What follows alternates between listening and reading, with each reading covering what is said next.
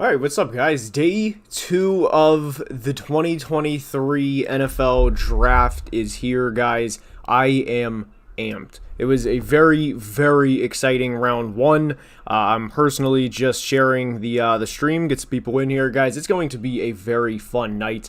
This is where the bread and butter of the 2023 NFL Draft is. This tonight, and I can't wait for tonight, guys, because this is where a lot of teams are going to make their push to get to that Philadelphia Eagle, Kansas City Chief level, and where teams could potentially derail their efforts. So, guys, I am very, very amped. Jonathan Cortrix, how we doing, guys? I'm just sharing a quick link. That's all. And any questions, guys, for last night? Fire away. Joey Porter has to be the next pick, right, or a trade? I will thoroughly discuss that here in a minute. And I actually don't think he is going to be. There was a tweet that said Joey Porter is not in the green room tonight, and I think that's pretty telling that Joey Porter will not be drafted by the Steelers. I think the Steelers would have already contacted him and basically said, hey, Joey, you're going to be the pick. Evidently, I don't think that's going to be the case. He's not going to be in the green room tonight. I do think Brian Branch will be the first player off the board.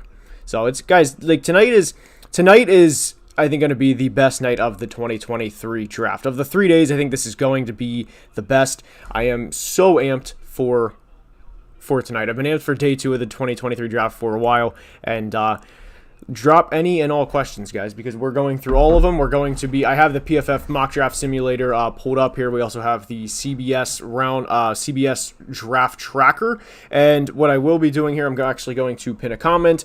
The draft is going to start in about 20 minutes, so I'm going to comment, please do not spoil picks when they are made, because I have the TV on in the background. I hope you guys can't hear that. I kind of have it on just to keep where we are, so I hope you guys cannot hear that. I have the volume pretty low, but we're going to pin the message. Tyson Bagent, don't think he'll be drafted tonight. I hope he gets called on day 3, but I do not think he will be drafted tonight. Cerberus, what's up? How we doing? Appreciate the patron. How we doing? I'm interested in round 2 this year. Me too, man. Me too. Absolutely.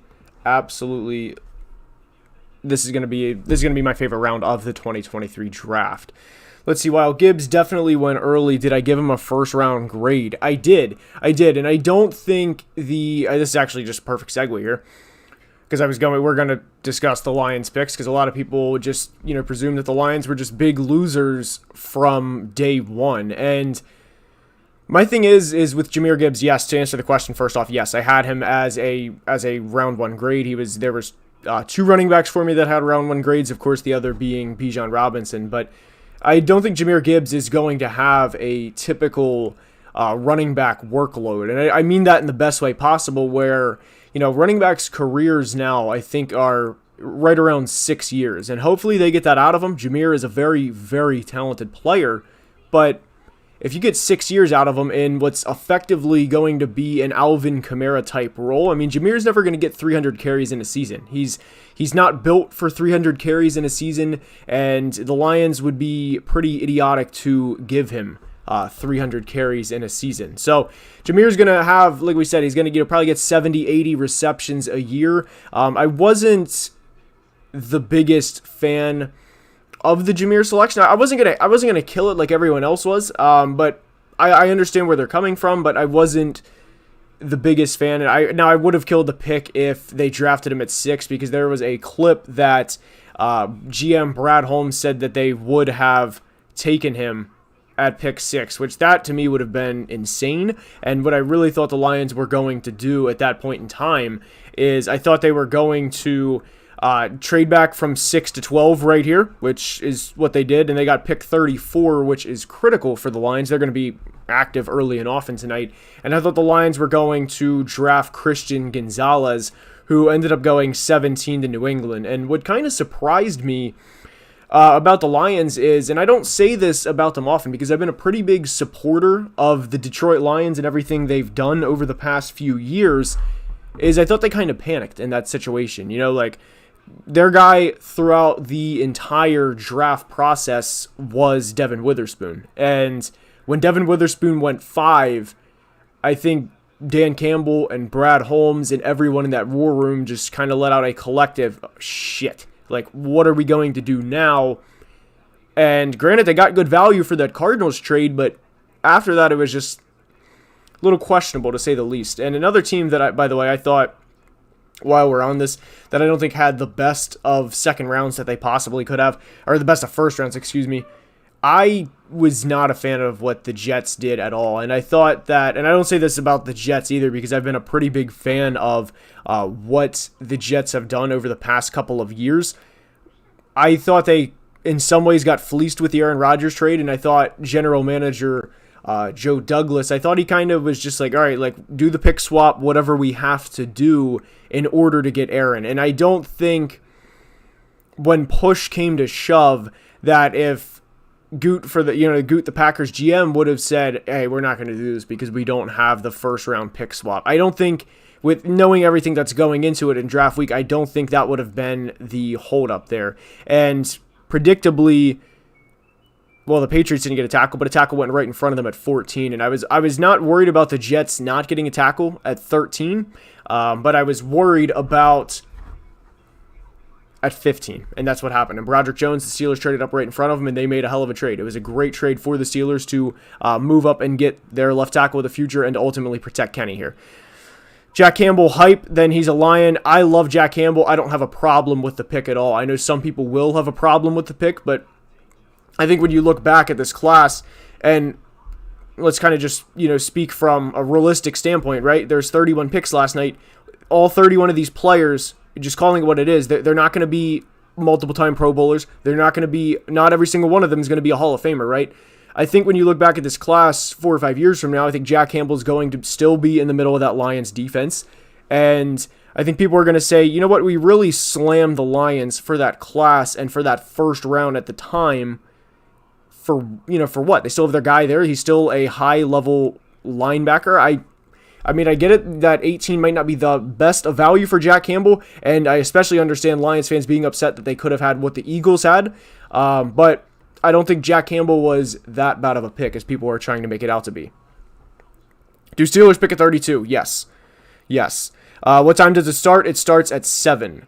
Let's keep it rolling here. There was another question I saw here. Who do I think Pittsburgh should and will take? I would love for them to take Joey Porter Jr., but apparently the rumor is Joey Porter is not going to be the first pick of the second round. There were 5 guys from the green room that did not get their names called last night, and Joey Porter was one of them, and he did not go back tonight. So out of the 5 that did not, there's only one that went back, which is Brian Branch right here. Brian Branch from Alabama.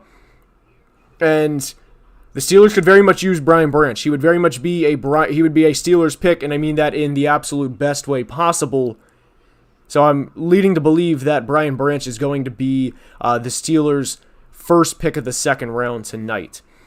Now, somebody asked about Will Levis, and I got to be honest, guys, I like Will Levis to go to the Rams at 36. I think it makes a lot of sense.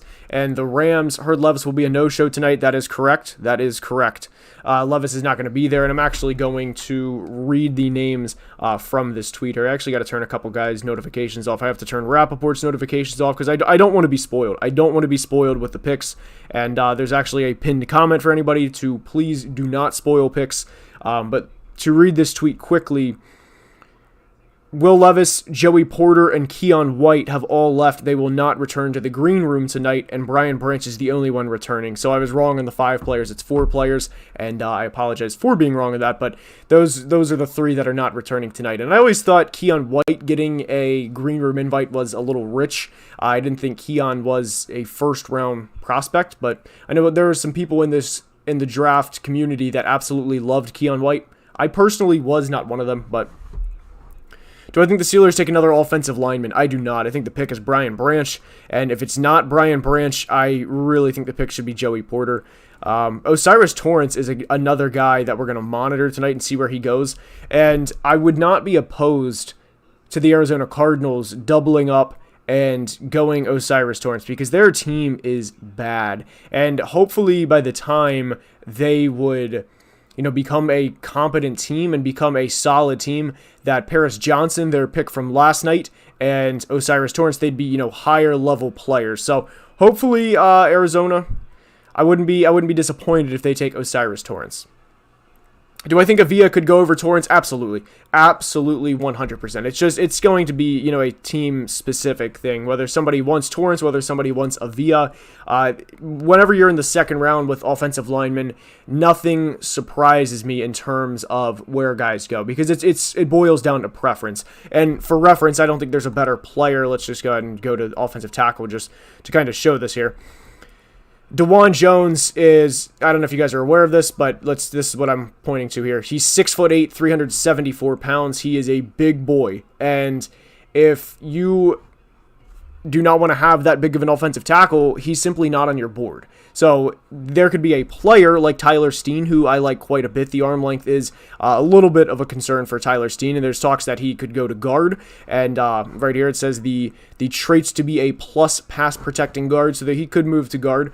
But there's teams, as crazy as this may sound, despite there being a 66 spot difference between DeJuan Jones and Tyler Steen, teams just don't have, there's some teams that just don't have DeJuan Jones on their board because of his sheer size, and they don't want that out of the right tackle position. So let's keep it rolling here. Somebody asked, what are the Vikings going to do tonight? Guys, we don't pick till 87. I mean, I only did the second round here, and I'll actually go ahead and go back so I can do the rounds 2 and 3. I'm going to go ahead and pull the mock draft simulator back up here. I'm actually going to hit all rounds, so I'm going to do, can I not do all rounds? I wonder why I can't do, I wonder if I click, hold on here, give me a minute here. Anyway, all right, so I think we actually have the third, okay, so now here we have tonight. All right, there we go, we're back. Anyway, no, so the Vikings, we have all these picks in front of us. So, I mean, with all these, guys, we have 50 plus picks in front of us. I have no idea how the board's going to play out. Who knows at this point? We got Jordan Addison last night, so my dream here is DJ Turner's just simply not going to fall, but if we could somehow get Trey Tomlinson, Corey Trice, there's a rumor that he could go in the second round tonight, but Garrett Williams, from Syracuse, I would like him as well. If we can get him in the third round tonight. I'm not a huge Keely Ringo person, or Keely Ringo fan. I think he's more of an athlete than a true corner. I know that might be a bit of a hot take, but I'm not the biggest Keely Ringo fan. So we're going to probably be looking to go corner tonight, and of course with how deep this edge class is, if any of these guys fall to the third round, I mean, I'm going to say this, and I would not be upset if this gets jinxed for my Vikings, but if BJ Ojulari falls to the third round at 87th overall, please bring him to Minnesota. Let's keep it rolling here with the questions, guys. What else do we have? Who should the Bengals take? The Bengals last night took Myles Murphy. It's obviously a deeper tackle class than what we've seen. Excuse me, it was. Sorry, let me kind of back that up there. They took the edge last night, Myles Murphy. If DeJuan Jones is there, I would not be opposed to them taking him. And what I also meant to say, sorry, let me kind of back that up. It's a deeper tight end class. So if Darnell Washington is there for the Bengals in the late second round, I would very much welcome that. You get that 6th offensive lineman with Darnell. There's no shot Michael Mayer is going to be there, guys. Michael Mayer shouldn't even be on the board now. Michael Mayer should not be on the board now. How delusional am I for thinking the Chargers could move up for Mayer? I kind of, and I'll explain. I just don't think that after drafting Quentin Johnston last night, and he clarified that says they won't, but I want it. Yeah, they're not going to, especially after last night drafting Quentin Johnston. They would not go back to back like that. At least I would be very, very surprised. I wouldn't hate it if they did. I would very much enjoy them doing that. What about the Seahawks? So the Seahawks have had a great draft so far, and they're on the clock. They're almost on the clock. We're only a couple spots away. The Seahawks last night got my number 1 corner and my number 1 receiver, so I'm absolutely stoked with how the Seahawks draft has gone so far. You get Devin Witherspoon, you get Jackson Smith-Njigba. I never would have thought JSN would have been there at pick 20. So for the Seahawks, in terms of what they can do tonight, I would be amped if they got O'Cyrus Torrence or if they got Steve Avila. I'd be ecstatic with that. And they had two good players last year, Charles Cross, number 9 overall, and then they drafted Abraham Lucas in the 3rd round. So keep building that offensive line, and they passed on, or excuse me, they did not pass last night, but there was talk that if Anthony Richardson was there, they would have taken him, but I guess that's all hearsay at this point. But no, if I'm Seattle, I want to keep building the trenches. You play in the same division as the San Francisco 49ers, and you're in your most recent game against the 49ers, you got smoked. I mean, you got smoked in the playoffs to end your season. So if I'm Seattle, I'm trying to build the trenches, and especially with the 49ers signing Javon Hargrave this offseason, I want to be able to compete with those guys, or at least attempt to compete with those guys. So if I'm Seattle, I am absolutely looking to take O'Cyrus Torrence or Steve Avila if in fact they're there at pick 37, which I would like to think they will be. I'm so excited for the season. Me too, man. Me too. Andrew, I've seen this question a couple times. Apologies.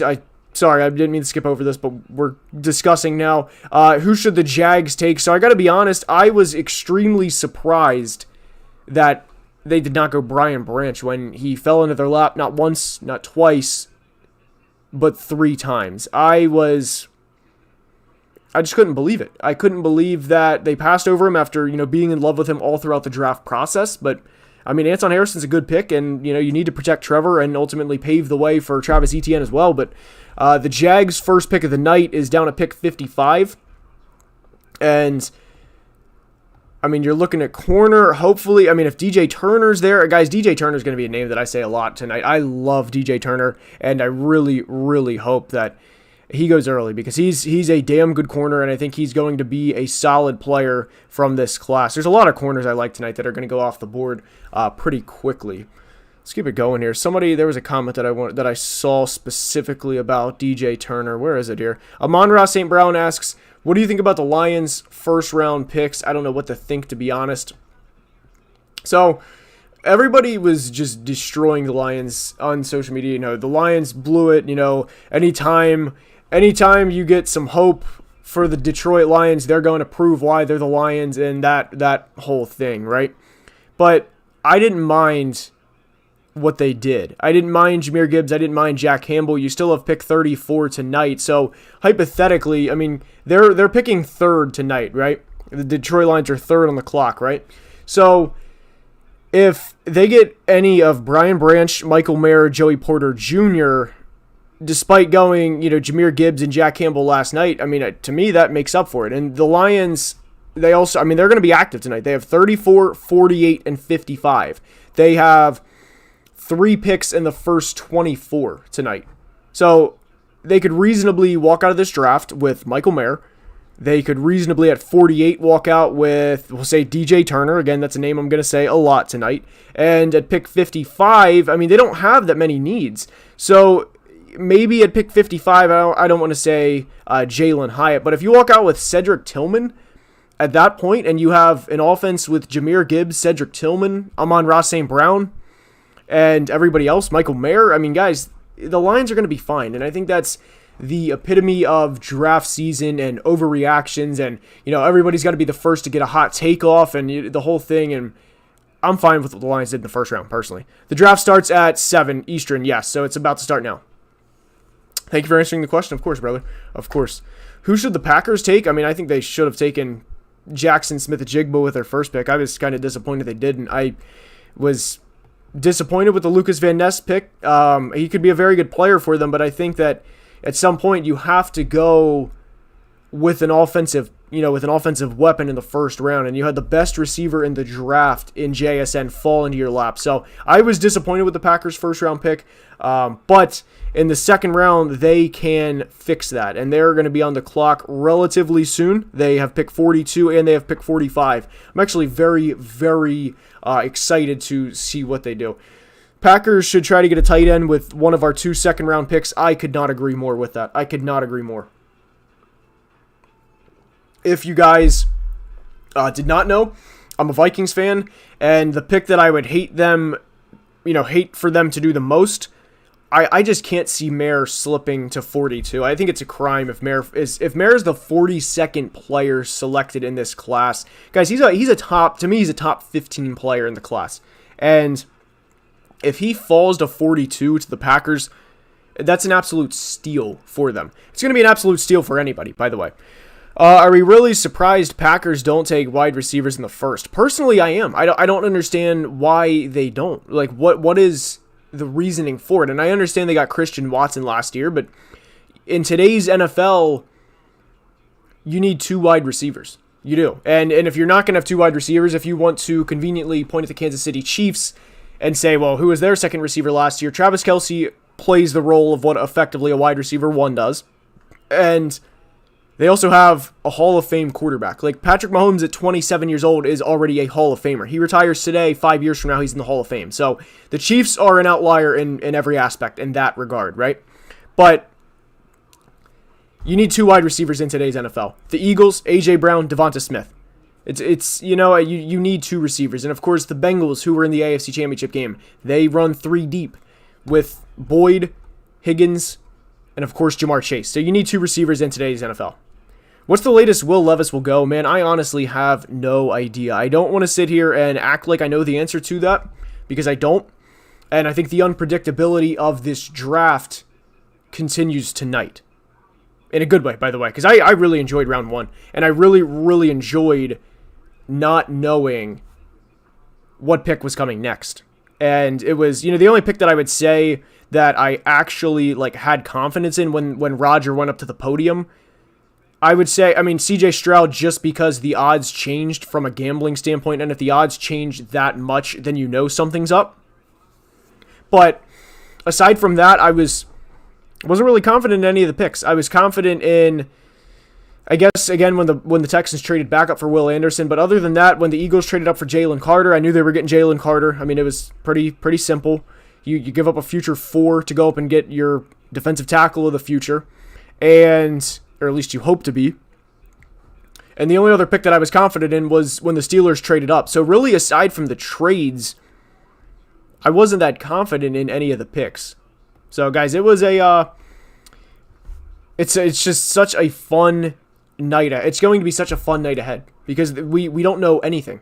And anybody that says they do, they're lying, or they work for the Steelers, for example, who internally they know who, or at least I would hope they know who they're taking at this point, considering they had almost 24 hours to sleep on it. So nobody knows, and that's what I'm just so looking forward to for the next 5 hours.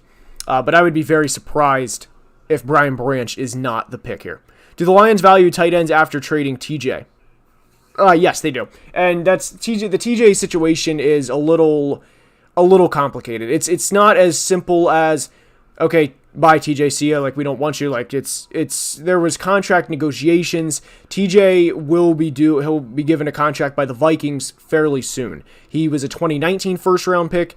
The 5th-year option was picked up. So the Vikings this offseason will be looking to extend both TJ Hawkinson, considering they gave up a 2nd-round pick for him, and, of course, the all-world receiver Justin Jefferson. So the Lions, in terms of valuing tight ends, yes, they do value tight ends, but TJ was also a first-round pick from a previous regime. So Dan Campbell and Brad Holmes, as much as they probably sat down and said, hey, we like TJ Hawkinson, we like what he brings to the table, can we get that production elsewhere? Or, can we trade him away, get a decent pick, which I would consider a 2nd-round pick, a decent return on investment, considering they had a Pro Bowl out of TJ Hawkinson. And can we just move on and just cut ties? And that's what they did. So they value tight ends, and if Michael Mayer is here for them, I hope Brad Holmes takes him, because I like a lot of what the Lions have done over the past few years. How long is the clock today? I actually don't know the answer to that. I feel like it's got to be. I think it's I think it definitely decreases. Once we get from pick 32 to, I think the 2nd round is, I want to say 7 minutes. I'm definitely changing the channel here so I can get on both stations here. But anyway, I think it's the 2nd round is 7 minutes, and then once we get to the 3rd round, and especially in the compensatory picks in the 3rd round, I want to say it's only 3 or 4 minutes. Joseph says 5 minutes now. Brian Branch dropping out of the first round was eyebrow raising. He's really good. I could not agree more. When do I think Will Levis will go? Again, I think right now the Rams is where he's going, but that's who knows, man. Who knows? Who knows, guys? Who do you guys think? By the way, I do want to ask the chat a quick question. Who do you guys think the pick for the Pittsburgh Steelers is going to be? Right now, I think it will be Brian Branch. That's where I think they're going. First pick of the second round, I think it's Brian Branch. Do you think DeJuan Jones or Paris Johnson has the higher floor? I definitely think Paris Johnson has the higher floor. I like DeJuan quite a bit as a prospect, but I do think Paris Johnson has the much higher floor. We have 4 straight Joey Porter Jr. comments. 4 straight JPJ comments. Cowboys need to trade up and get Brian Branch or JPJ. I got to be honest, like, I didn't hate the Mozzie Smith pick. If it's not JPJ, you'll have an angry Steelers fan in the Discord. Yeah, no, I know, for sure. He was excited. You know, you got to respect anybody that, you know, gets into the draft and they're very passionate about wanting a guy for their team. So that's been me before. It'll be me tonight, especially when we're on the clock. When we're on the clock at 87, it's gonna be well, it depends who's there. I'll say it like that. It depends who's there. It just makes sense with Senior playing for them. I'm with you. I would very much enjoy Joey Porter going to the Pittsburgh Steelers. Opinion on the Bills picking Dalton Kincaid, very surprising in my opinion. I loved it. There were some overreactions and people were like, "Oh, you have Dawson Knox. What are we doing? You know, why do you need a second tight end?" But I think if you're a Bills fan, you've watched the Chiefs eliminate you from the postseason multiple times. You've seen them beat you in the regular season multiple times. And aside from Pat, of course, who's been there every time? It's been Travis Kelce. Dalton Kincaid's comp was Travis Kelce. Granted, Travis Kelce light because Kelce's a top 5 tight end of all time, and I think you could even say a top 2 or 3 tight end of all time, but go get your own version of that. You know, you have your effective wide receiver too. I love the pick. I love the Dalton Kincaid pick. Absolutely love that. Should the Seahawks take a guard or defensive tackle? Yes. Short answer, yes, 100%. And actually, speaking of that, they're on the clock relatively soon. And if Osiris and Steve Afia are there, I would very much love for the Seahawks to take one of those guys. They need to get bigger and stronger in the trenches. But that's also not to take away from the picks they had last night, because I love Devin Witherspoon and I love JSN, but they need to get stronger in the trenches. Do I think Michael Mayer or Kincaid will have the better career? I will plead the fifth for probably the next 45 minutes and until I find out who Michael Mayer's quarterback at the NFL level is going to be. So I'll come back to that one. I will come back to that one. Duval has been kind of disappointing me for a while on our draft picks. I get it. I understand where you'd be coming from on that. I thought they were for sure, and I'm pretty sure everyone did, I thought they were for sure going Brian Branch last night. And then they traded back twice and went Anton Harrison. It's never bad to get protection for your quarterback and running back, your young quarterback and running back, but I was underwhelmed, probably isn't the right word, because I think that takes away from the player that Anton Harrison is, but I thought Brian Branch was going to be the pick. What time does it start? It's actually starting now. So if you have notifications on for Rappaport, Schefter, any of those guys, they will tweet out the picks as soon as the pick is in on the screen. Like they will already know. So the pinned comment is please do not spoil. But the draft is on now, guys. So appreciate everyone being in here. Hopefully everyone had a great Friday, guys. It's draft weekend. The Pittsburgh Steelers are officially on the clock. By the way, from a volume standpoint, are we good? I'm not like screaming at you guys, am I? Like I feel like there's been no comments, so I would assume we're good. But are we? Is the volume good? And by the way, my prediction for this pick, I'm going to predict every pick. Perfect. All right, good. Volume's good. Perfect. Good. All right, awesome, guys. I'm gonna predict every pick here. My prediction is going to be Brian Branch. And by the way, I will go technically perfect on this mock draft simulator because I like the PFF format in terms of how it is on the screen. So I will just be going along with this, and I kind of prefer this to this right here. So, like, I think it looks a lot better than the CBS version. So, I will technically go perfect with the picks, in terms of that, because we're just going to be following along. Anyway, my prediction for this pick, Brian Branch, please let me know who you guys think the Steelers are going to draft. Please let me know who you guys think they are. Let's keep it going here. Thoughts on Reed. Hold on. What Reed are we talking about? Are we talking about Jaden Reed from Michigan State? What Reed are we talking about? I'm not missing an obvious Reed, am I? If we're talking about Jaden, I like him a lot. Making sure. Yeah, no, I like Jaden a lot from Michigan State. I like him a lot.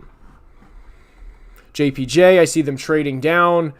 MSU Jaden Reed, yep, I like him quite a bit. I love the way he moves. I think he's a very, very fluid athlete. I like Jaden quite a bit. Porter would be great for them, but I think Branch, I would be just extremely surprised if they don't go secondary.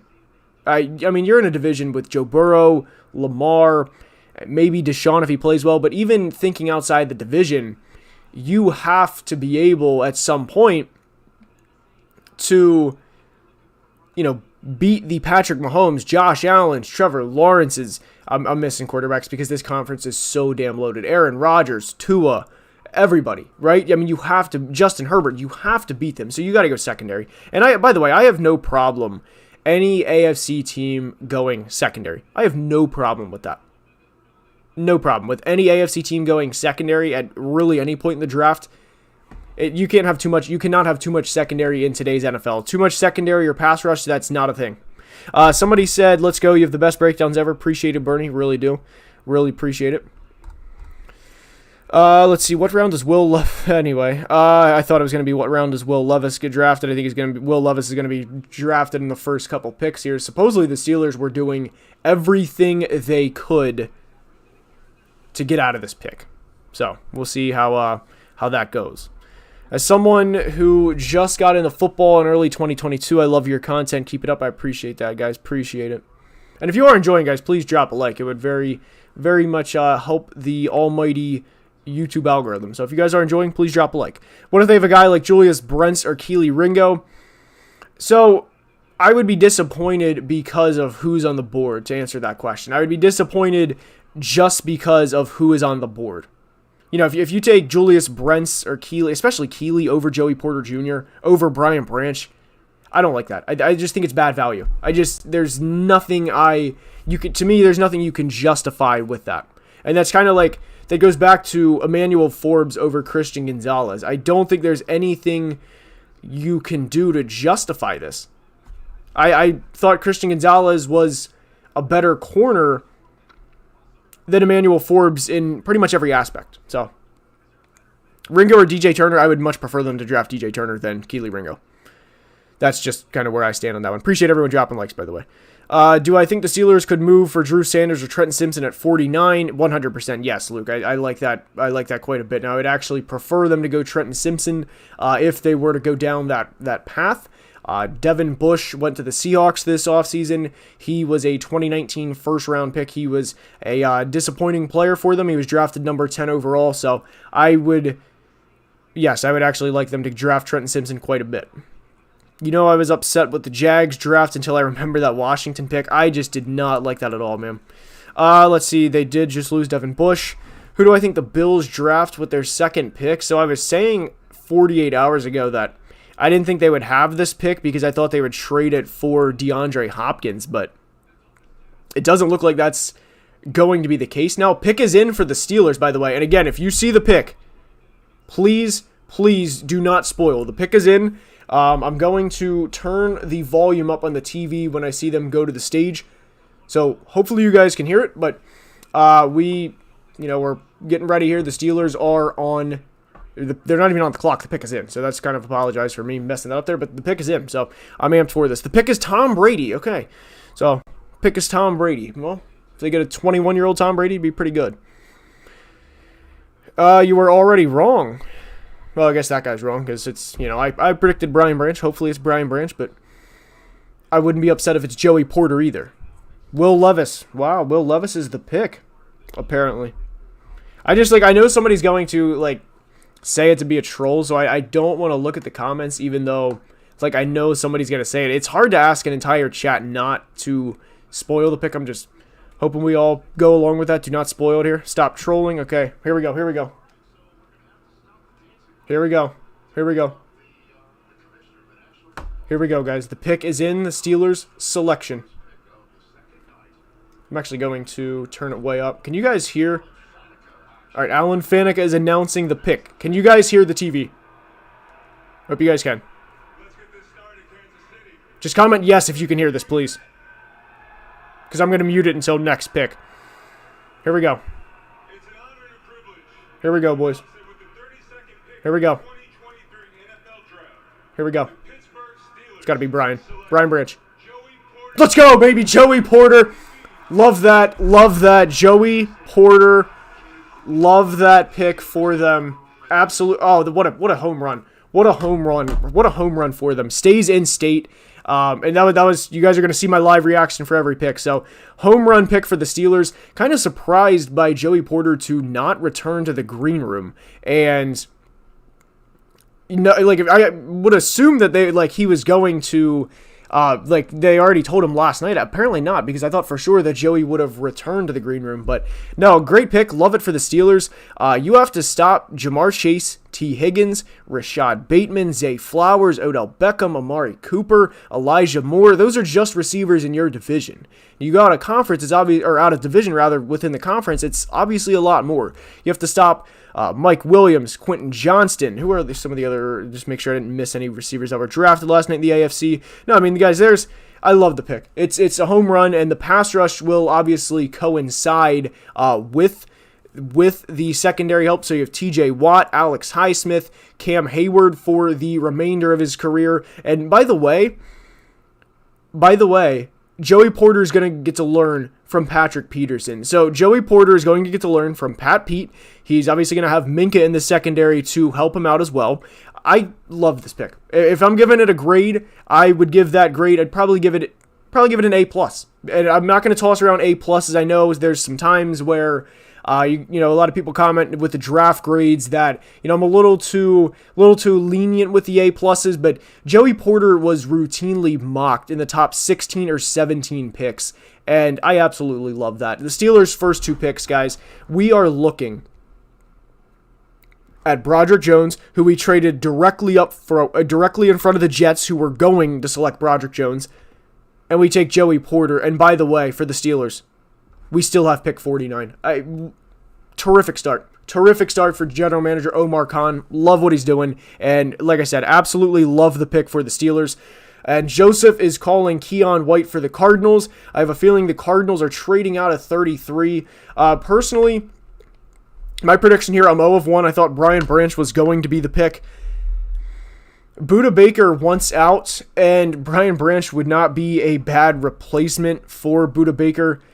I think they're personally going to try and build the trenches up and kind of acquire the skill positions later. That way, with the good offensive line, that there's a lot less pressure on the skill position players, if that makes sense. You know, like if you are, like hypothetically, if you're Joe Burrow behind the Cardinals offensive line, or if you're Kirk Cousins behind the Eagles offensive line, just for reference here, Kirk is probably going to look a lot better than Joe Burrow would, if that makes sense. So I think the Cardinals are going to try and build the trenches here, and I think the pick is going to be Osiris Torrance from Florida. I hope that logic made sense, by the way, guys. So let's go here. Cardinals have a minute and a half left. The pick is not in, and I am eager to see who they take. So Joey Porter to the Steelers, absolutely loved the pick. Trade. Joseph says trade. By the way, if there's a trade, please feel free to talk about the trades. I have no problem spoiling trades. The trade has not came across on the TV yet. So if there's a trade, please talk. Please if there's a trade, if you guys have Schefter's notifications on and he's already leaked it, let me know. Let's see here. Somebody said there's going to be a trade. I don't know if this is accurate or not. I don't know what it is yet. Joseph, who traded? There's supposedly a trade, but who traded up? Titans traded up, guys. This could be Will. This could be Will Levis. Oh my goodness. All right, so I'm going to just force a trade here because the Titans, the pick is in, guys. The pick is in. Oh my, I'm just going to force a trade here. We're just forcing the trade here. I don't care about like the compensation. We're just forcing it to get the picks like right in that aspect. So don't worry about like what I'm trading here. This is, all right, guys, I'm eager to see. This has got to be Levis. Guys, this has to be Levis. This has to be Levis here. The pick is in. I can't wait for them to announce it. This has got to be Will Levis. And it makes so much sense because they traded right in front of the Lions, and the Lions are kind of iffy on Jared Goff. It makes too much sense that for this not to be Will Levis. I don't know who else they would be trading up for. I can't see them trading up for... I'd be surprised if they traded up 8 spots for Michael Mayer. They're not going to trade up to get a receiver. This has got to be Will Levis. And I have no notifications on anything.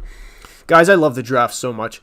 Do I know why John Michael Schmidt's value is falling off? So, John Michael Schmidt, I think he was always like an early to mid second round prospect. All right, here we go. Titans, I'll get more of the JMS in a minute. All right, so the Titans get 33rd and 81. The Cardinals get 41, 72, and a 3 next year. I'm going to go initial reaction. Absolutely love that trade for the Cardinals. Guys, I will be tweeting with this. But the Cardinals, absolutely love that trade for the Cardinals. And I think the Cardinals got tremendous value for this. I think the Cardinals got tremendous value from the trade with the Titans. By the way, there is a ticker going across the bottom of the screen. I just tweeted it. My Twitter link is down below if you guys want to drop a follow on there. Peter Schreger is on air right now. Titans selection. I am so eager to see who this is. Imagine it's Brian Branch. I'd be so surprised. There's no way they gave up a future 3. They gave up a 3 this year and a 3 next year. Here it is. Here's the pick, guys. Here it is. Here comes Roger. Here comes Roger. Here we go. No leaks. No leaks. No leaks. It's got to be Will Levis, guys. I love the draft. They gave up a 3 next year. It's got to be Levis.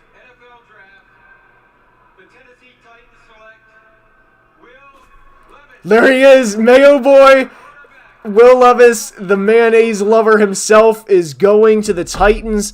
And I mean this in the best way. I think he is a Tennessee Titan. Like, he looks the part. He is the part. He's going to get to learn from Ryan Tannehill.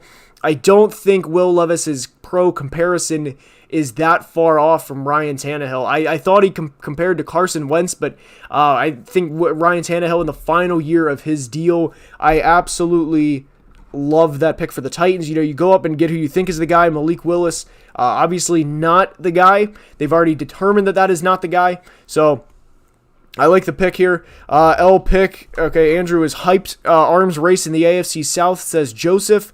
What is Cerberus saying? A dumb question here. Not sure. Ozenfort making moves in his first year. I could not agree more, Cerberus. Could not agree more. Let's see here.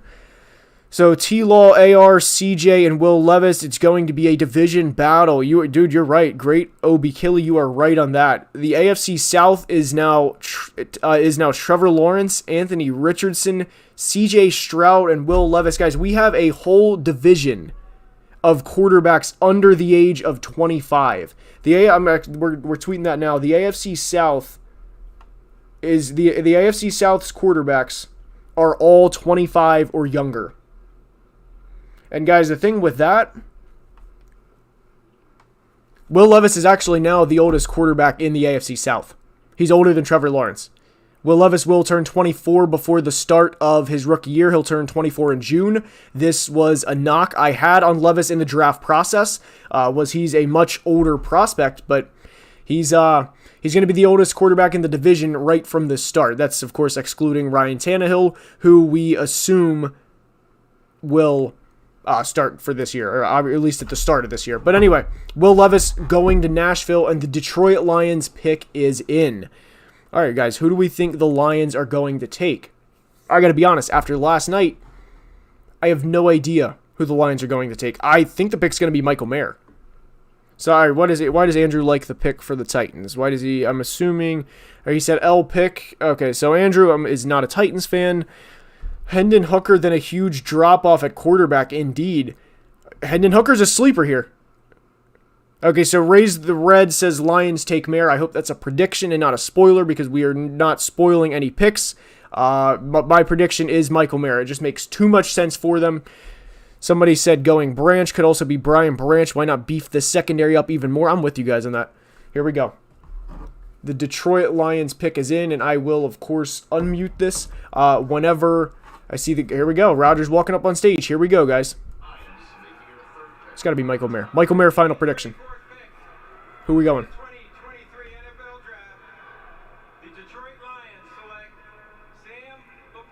Whoa! That's... Oh, my... That is... So, I don't dislike the pick. I think it's bad value. The Lions had a chance to... The Lions had a chance to right a wrong. And they blew it. And I've been so excited for what the Detroit Lions have done over the past 2 years, thinking this was going to be the culmination of it all. And Michael Mayer is staring you. Guys, I can't get over how bad of a pick this is. And I really, really hope Sam Laporta proves me wrong. But I can't get over the poor value with Michael Mayer staring you in the face at 34. You have a top 15 player in the class drop to 34, stare you right in the lap, and what's already a trade back from pick 6. And you take Sam Laporta. You take an inferior prospect. I can't get over. I'm sorry. I give this pick a C-. The initial grade's a C-. The initial grade for this pick is a C-. I don't get it. And for anybody that wants to comment, same old Lions, I knew the Lions would mess it up.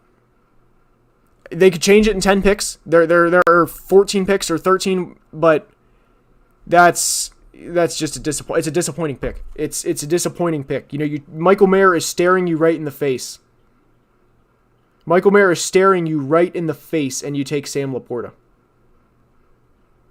Guys, I'm sorry. That's a poor pick for General Manager Brad Holmes. And by the way, that's not a shot at Sam as much as it is just how much I love Michael Mayer. The Raiders traded up, by the way. Did anybody comment about the Raiders trading up? The Raiders traded up from 38 to 35. But that's a disappointing pick for the Lions. Let's go ahead and force the trade here. So let's go here. We're following along. By the way, for anyone that does not know what I'm doing here, we are keeping this in order just because I like PFFs the way that the format is, but this has got to be Mayer. Somebody, yeah, great, Obi Killy. I like where you're headed with that. This has got to be Michael Mayer. That's such a poor. I'm getting off Detroit. I'm not going to keep dogging them, but I don't get it, man. Why is John Michael Schmitz slipping? I got to be honest. I don't think John Michael Schmitz was ever a top 25 prospect. I always thought he was right around 35 to 45. So I think, let's kind of come back to this in, half hour and see where we are with that. But Sam Laporta I don't get, man. Laporta's probably around higher than he should be. So Joseph, Joseph, I know we mutually follow each other on Twitter, and I really, really respect, your opinion and really respect you as a football fan. I think he was like a mid to late second, but 34 over Mayer is the problem I have with the pick. That's the problem that I have with the pick, is that. I think it is Branch. The Raiders' defense is god-awful. They need to slow down Mahomes and Herbert and all the good teams in the AFC West. Hand the man, I could not agree more. They did trade Darren Waller. So, guys, the pick, I'm actually 0 for 3. Or, no, sorry, I'm 1 for 3 on predictions because I did predict Will Levis. But my prediction here is Michael Mayer. They traded Darren Waller. Now you get younger at the position. You arguably get better. I mean, at least, the best ability is availability. Darren Waller has not been able to stay healthy, so that's where that comment is coming from, by the way. But Michael Mayer to me is the pick. And, of course, the pick is in, so please do not spoil. And when Roger goes up on the stage, because it looks like Roger is announcing the second-round pick, or most of the second-round picks, we will hear and listen to what the commissioner has the Raiders selecting, or who the Raiders are taking.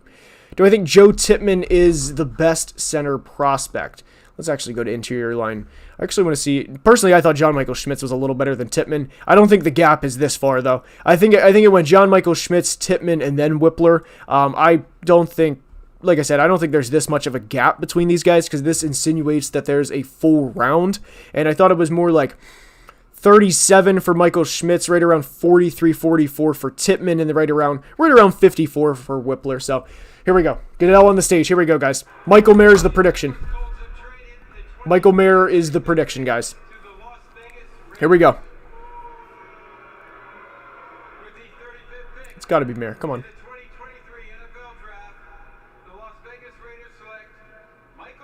Good pick. Great pick. Great pick. Great pick. Love it.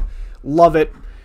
You know, I've been very critical of what the Raiders have done over the past few years, mainly with the clown show that was John Gruden when he was making the picks at the top with Cleveland Farrell and Jonathan Abram and all that back in the 2019 and 2020 days, and Damon Arnett in the first round. But Dave Ziegler, A+ first 2 rounds. Like, this is not an exaggeration. This is an A+ first 2 rounds. Because in the first round last night, they got Tyree Wilson. I love what the Raiders have done so far in the first 2 rounds. I don't know what they traded up for. I'm actually going to look at those details now. Here we go. Schefter tweeted, Raiders traded a 2 and a 5. Yeah, Dave Ziegler is killing the first 2 rounds. Dave Ziegler, love it.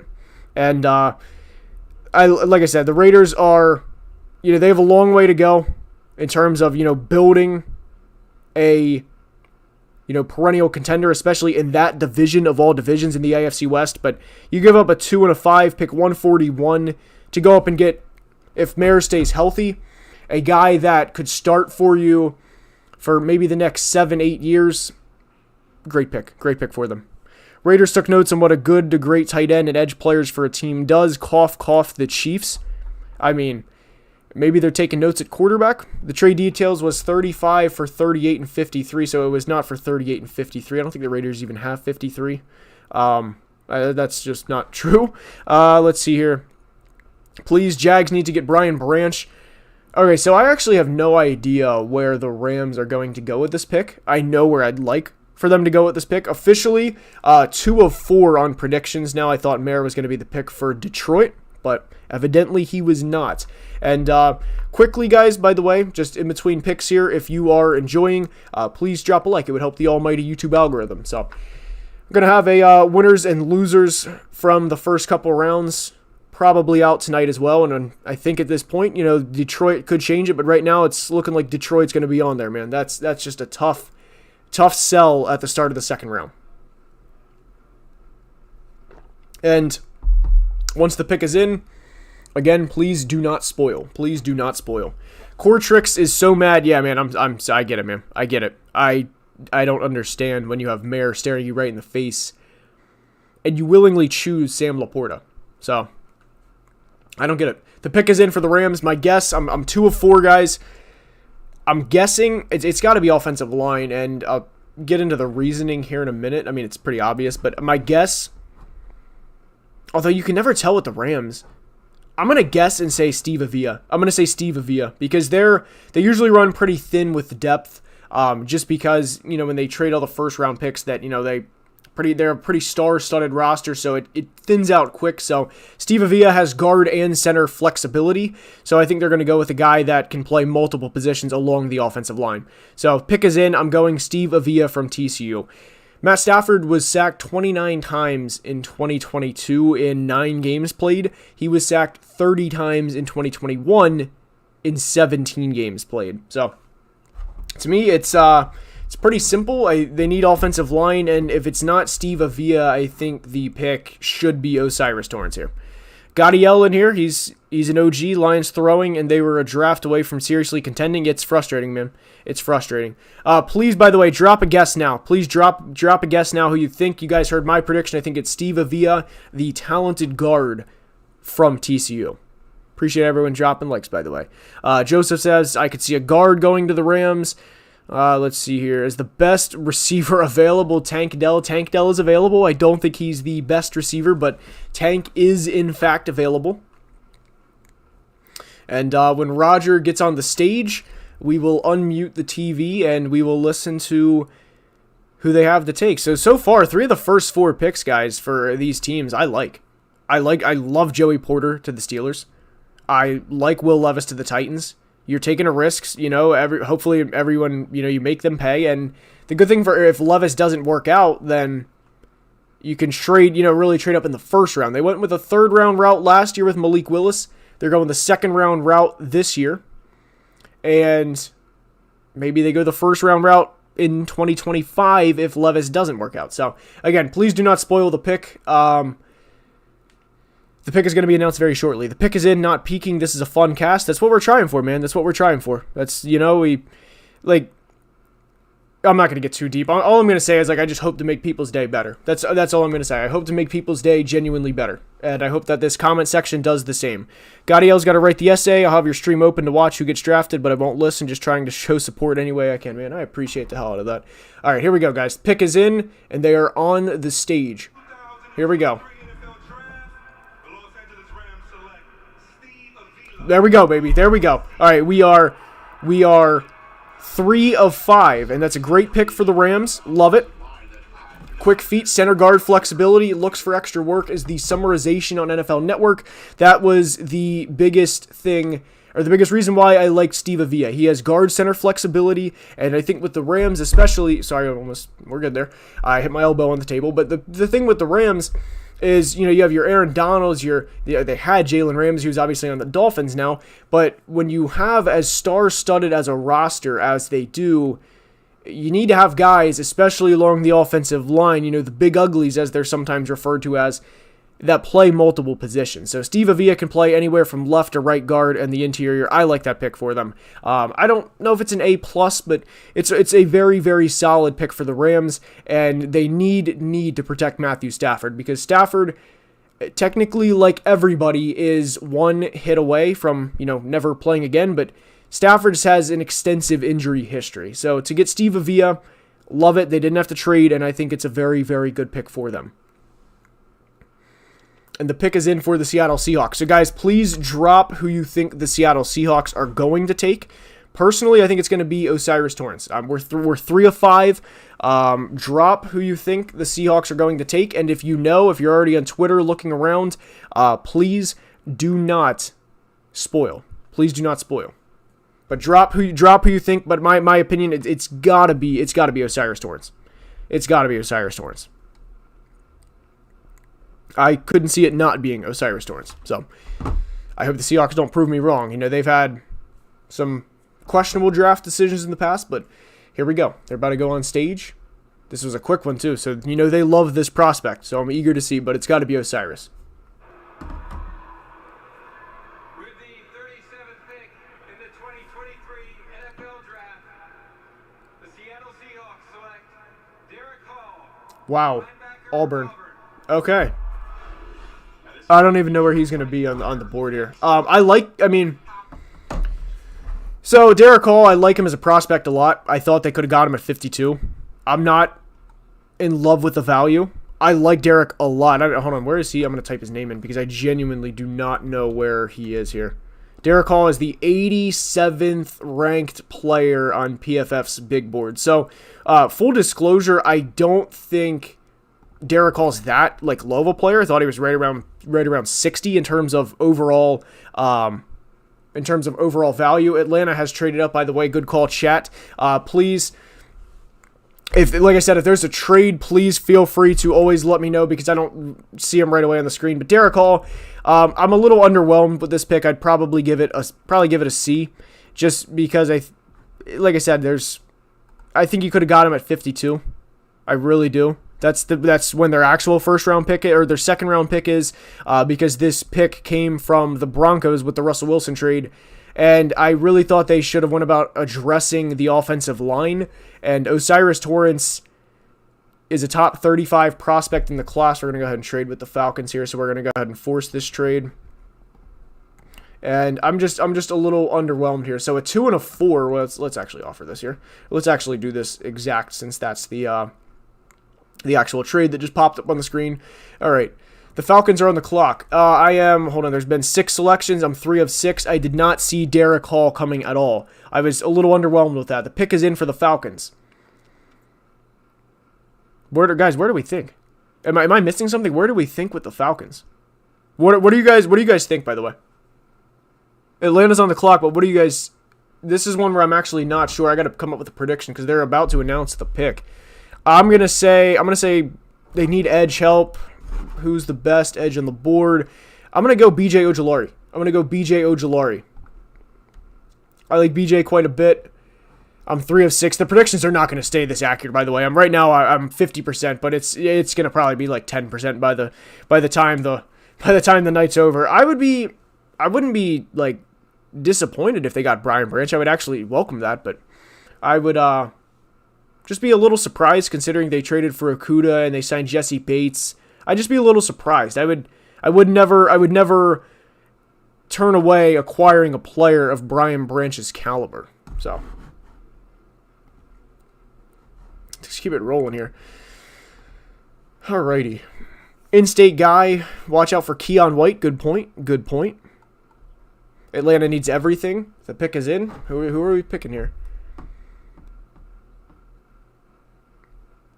No way they use their first two picks on skill position guys. I'm locking in Josh Downs for the Panthers next. All right, here we go. The pick is about to be announced. BJ Ojulari is my prediction. But Derek Hall can throw off everything. Here we go. The Indiana Colts have traded the 38th pick to the Atlanta Falcons. With the 38th pick in the 2023 NFL Draft, the Atlanta Falcons have selected Matthew Bergeron. Okay, guard, Syracuse. Okay. So, I like it. I actually really like the pick a lot more than you guys probably think. He's probably going to come up as a tackle, and he does. The big thing with Bergeron here that we need to know, where is it here? Bergeron 6'5", 318. He profiles as a guard. He's pretty nasty in the run game. And over the past couple of, the past year and a half or so, I've been adamant about how much I like the Falcons' run game. And, it of course is led by who I think is one of the most underrated players in all of football and guard Chris Lindstrom. And Caleb McGarry paved the way on the right side this year as well. And you select Bijan Robinson in the first round. And now you have a left guard in Matthew Bergeron. And some people are saying Jake Matthews' replacement, which I don't hate, by the way. But I think he's going to profile as a guard. I actually want to pull something up here. I want to pull up Mock Draftable. It is a very cool website where it shows players like size relative to their height and relative to their position. So I'm going to type in Matthew Bergeron, and let me get him up here. Is he not coming up? He might not. Oh, there he is. There we go. I will, let me see here. Arm length. Here we go. I'm going to pull this onto the screen here. And with Matthew Bergeron, what we need to know, guys, and why he profiles as a guard, the arm length right here is 33rd percentile. That's 33 and 3/4 is still it's a good, it's a good length arm, but guys, 33rd percentile, that's a little concerning. And teams are going to view him more as a guard, so I think they have their left guard of the future. So I like that pick quite a bit. Let's see here. 6'5" guard is silly. No, I'm with you. But I get it, but it's because of the arm length. And by the way, of course, if you guys are enjoying, please drop a like and to please help out with that almighty YouTube algorithm. And the Panthers are on the clock. I was a little surprised the Falcons traded up for him, though. I thought they could have got Bergeron still at 44. And I'm eager to see what the Colts do. Because they obviously took Anthony Richardson at pick 4. And I'm eager to see the direction they go. I'm not criticizing as much as I'm just eager to see where they go, because I genuinely don't know the direction they're going to go at this point. You could say, hey, let's get the biggest tackle in the draft in DeJuan Jones. And by the way, I do think DeJuan Jones is in for a bit of a slide. I really do think he is in for a bit of a slide. I wouldn't be surprised by anything this draft. It's been unpredictable, and teams will have very different boards. Yeah, no, so by the way, I'm going to officially stop giving what I am in terms of predictions. I want to say I'm 3 of 7 now, and Derek Hall and Matthew Bergeron, especially Derek Hall being a top 40 player, really, really surprised me. So I'm still going to predict. I'm just not going to say, oh, now I'm 5 of 37 on the night. But the pick is in for the Carolina Panthers. You have Bryce Young. You know what? This makes a lot of sense, guys. Chapel Hill is not far from Raleigh. This makes a lot of sense. He's right in their backyard. I'm going to predict that this is Josh Downs. You want a quarterback and a receiver to grow together, and I'm going to go on record and say that I think this is going to be Josh Downs. Please, chat, drop your predictions now as to who you think it's going to be.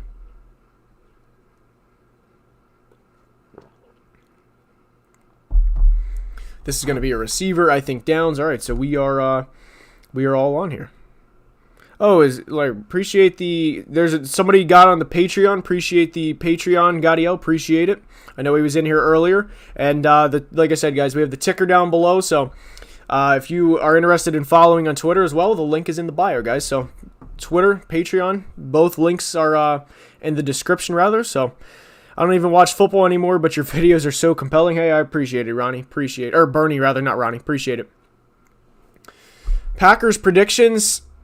Man, right now, Darnell Washington's a very Packers pick, and I mean that in a good way. I am a Vikings fan, but I can respect what the Packers do. They're a damn good team, obviously, but I mean that in a Packers way, that they're going to want to get the beef. They're going to want to, pack it on, and it makes a lot of sense that with Mercedes Lewis, especially getting up there in age, that they'd want to get Darnell Washington. So I like that one quite a bit.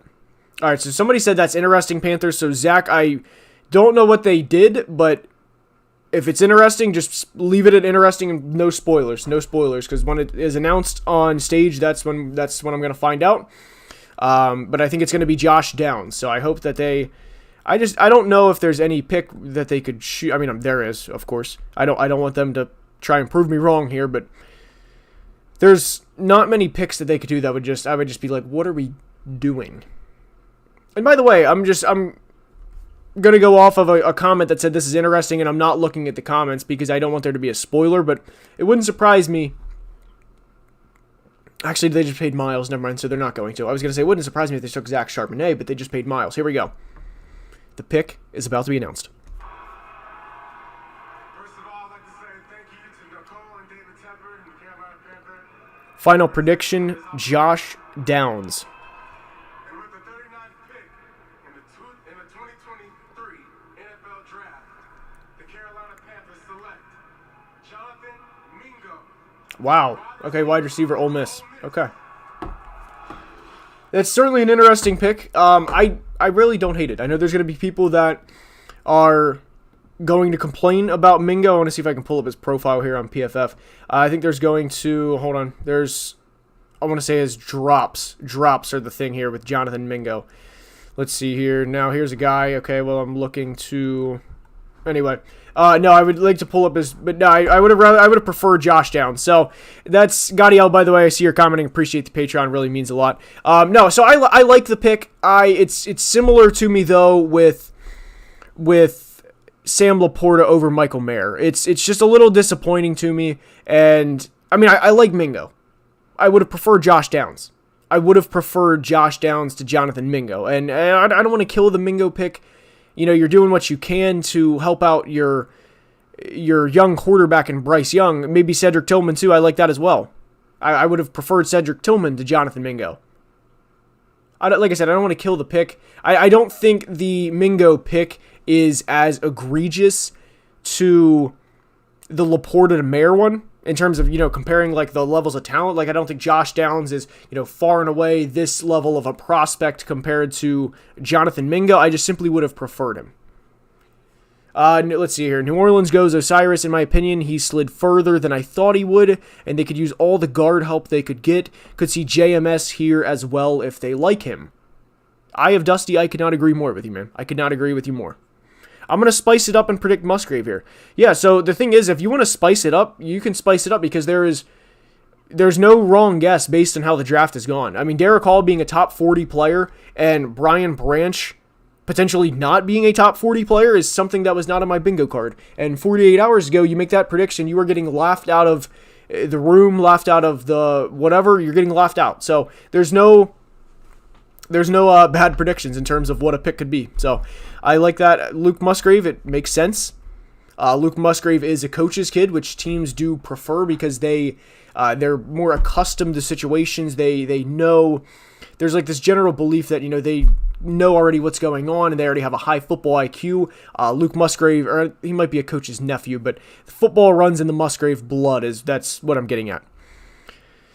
Let's keep it rolling here, boys. And of course, if you guys are enjoying, please like the live and help the almighty algorithm. Would be very much appreciated.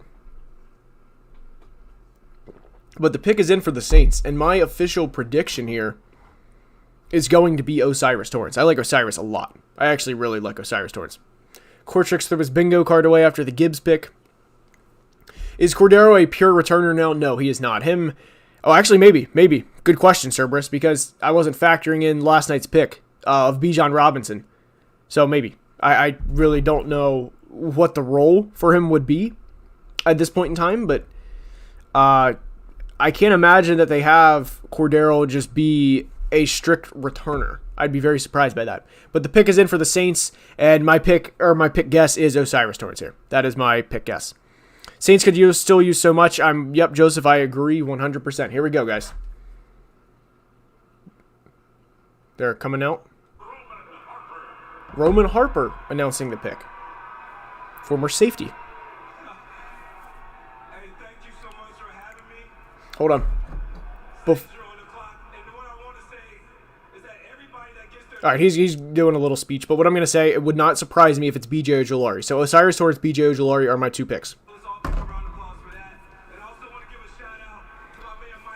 All right, over 200 people here. Nice, indeed. Appreciate everyone being in here.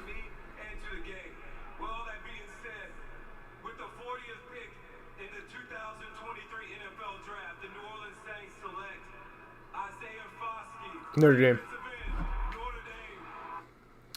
Isaiah Foskey, I think he has good traits. They had him 73rd on the big board. I thought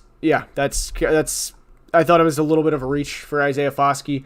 The thing is your first two picks in the top 40 are Brian Brzee and Isaiah Foskey, and I kind of question.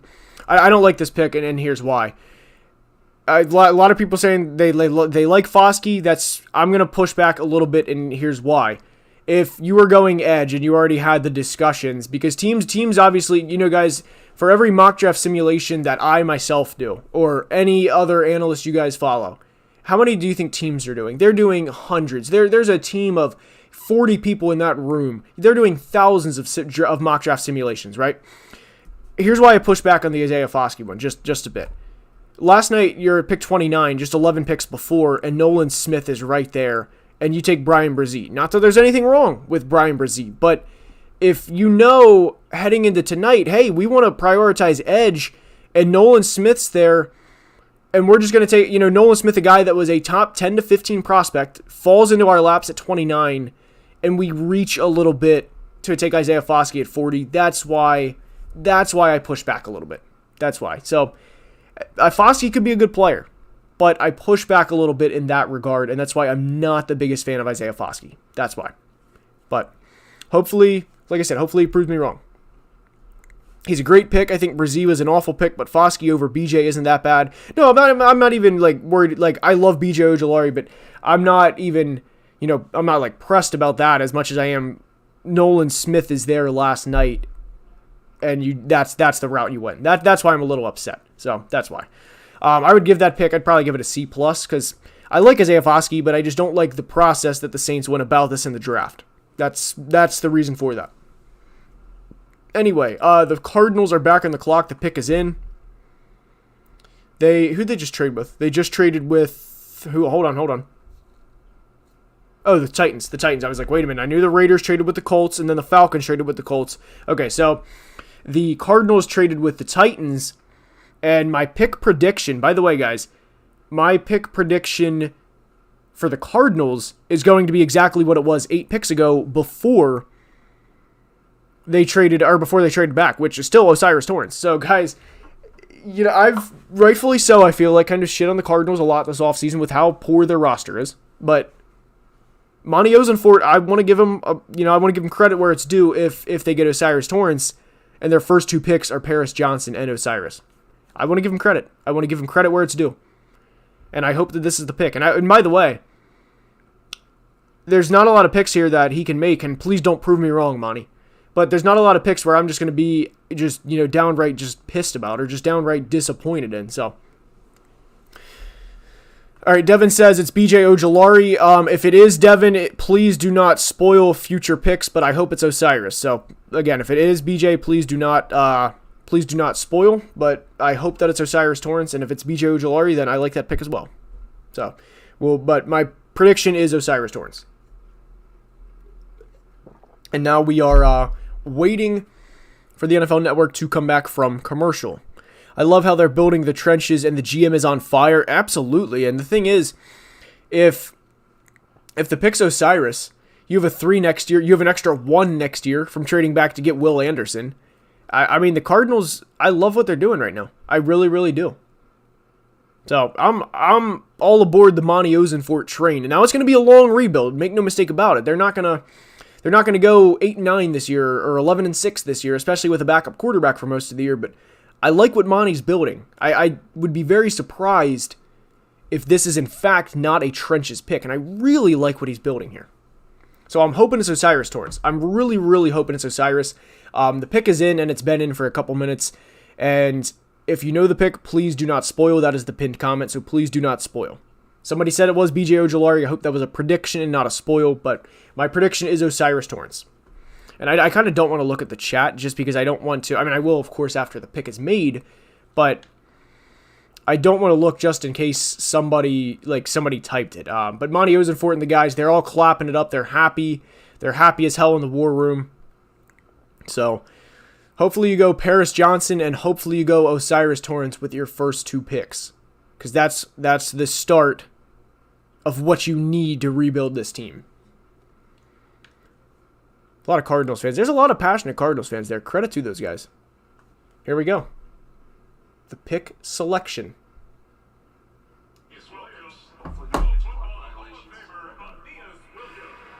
Osiris concerns me with... Hold on here. Shout out to Lawrence and Lilia, my parents, my wife Tracy, and the Arizona Cardinals. Let's go! Come on. Be Osiris. In the 2023 draft, the Arizona Cardinals select B.J. Ojulari. Like it. I like it. BJ's been my guy for a while.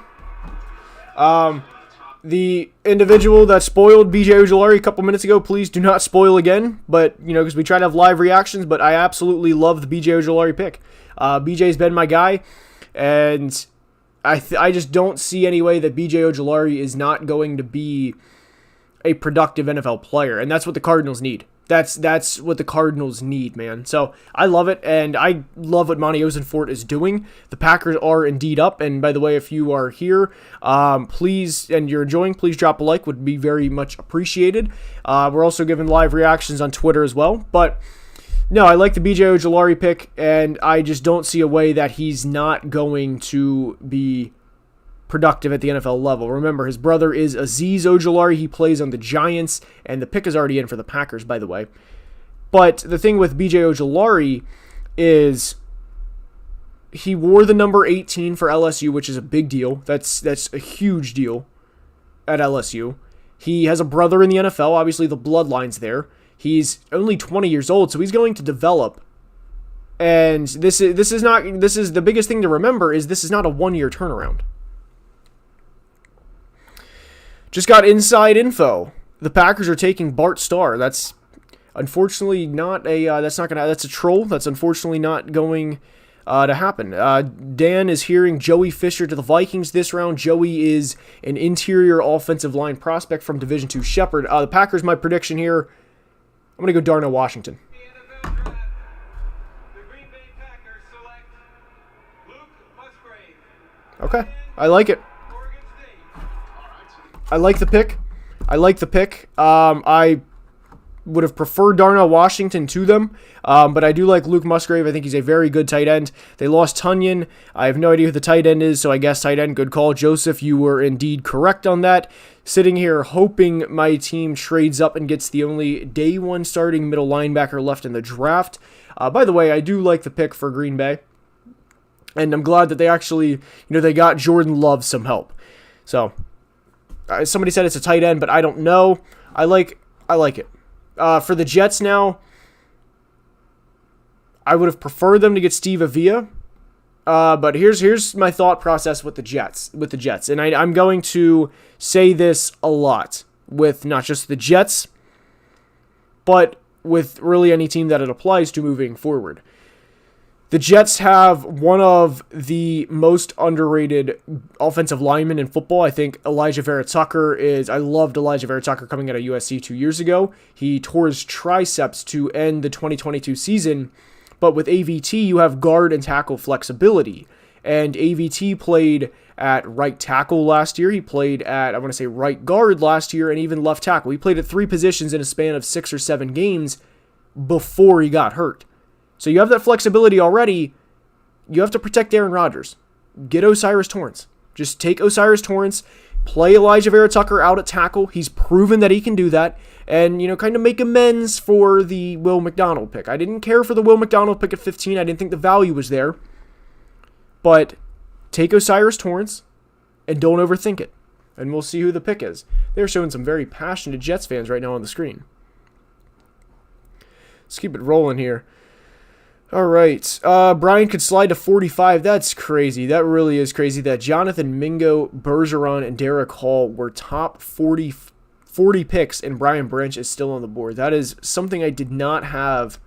I just didn't see happening. So, and again, if you guys are enjoying, please drop a like. Would be very much appreciated. We will be there will be a winners and losers video coming out after the rounds 2 and 3 tonight. So hopefully you guys enjoyed that as well. But I'm eager to see where the Jets go here. I think they should go offensive line. You have to protect Aaron Rodgers, and you want him to be there for more than 1 year. You don't want him to get beat up enough in one season for him to not come back next year. As a Panthers fan, I wanted Josh Downs. I get it. I wanted them for you guys too. Crazy fall for the Branch. He's very versatile. Lack of speed was the knock on him. I get it. It's frustrating. Here we go. Jets pick. Prediction is O'Cyrus Torrence.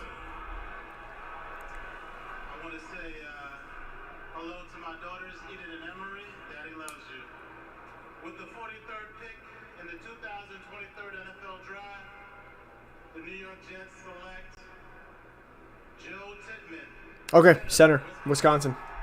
Okay, I like it. I like where the Jets are going. You have to protect Aaron Rodgers. And by the way, I don't think he's the 67th ranked player in terms of, an overall board. Would have preferred Torrance, but I like where they're going. And it's kind of 6 of one, half dozen of another between the O'Cyrus and Tippmann. But solid pick. I would probably give it a B. Not an A+, but it's a solid pick. He's an athletic pulling center, which will obviously only help Breece Hall in the run game this year as he comes back from a torn ACL.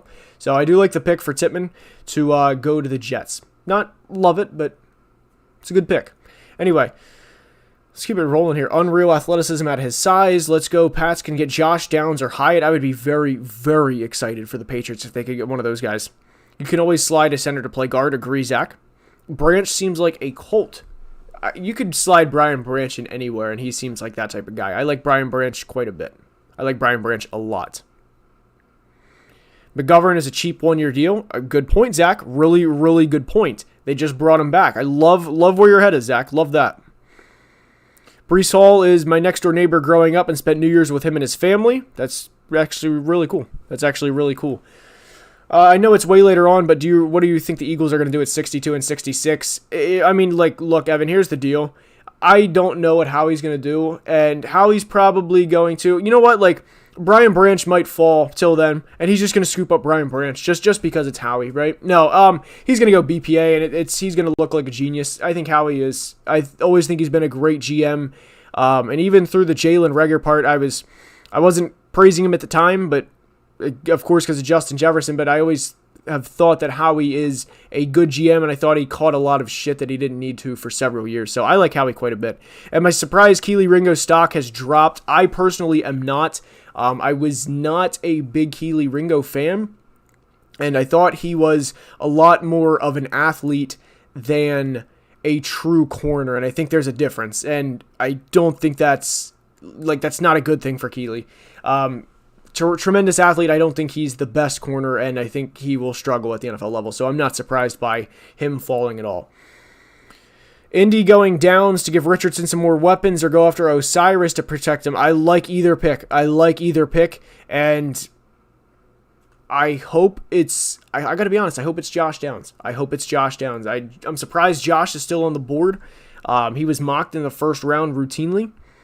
Granted, it would be always towards the back end of the first round. It's not like he was mocked in the top 10 or 15 picks, but I'm surprised that Josh Downs is still here. Always thought the media had Osiris overrated. Work ethic and conditioning was a concern, and his age does not bode well for the future. Okay, well, that's... I mean, I understand where you're coming from. I really do. Brandon, you got to smirk. You got to smirk out of me. I'll give you that. Brandon says, I think Keely Ringo will be good because I like the movie about the lizard, which is called Rango, so disregard. You got to smirk, Brandon. I'll give you that one.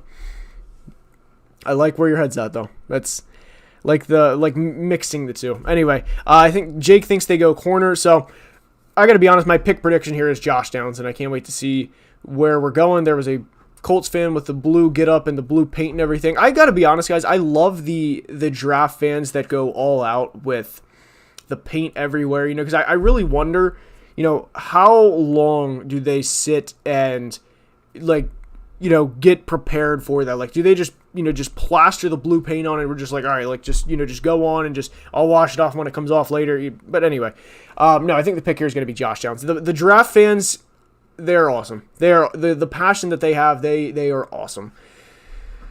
Let's see here. Let's keep it rolling here. How do I feel about Will Levis going to the Titans? I like it. I think he is a Titan by every definition. I like him a lot. And I think it's a good developmental situation, and I think it's a good pick for him. Here we go. The Colts selection is in. Prediction, Josh Downs.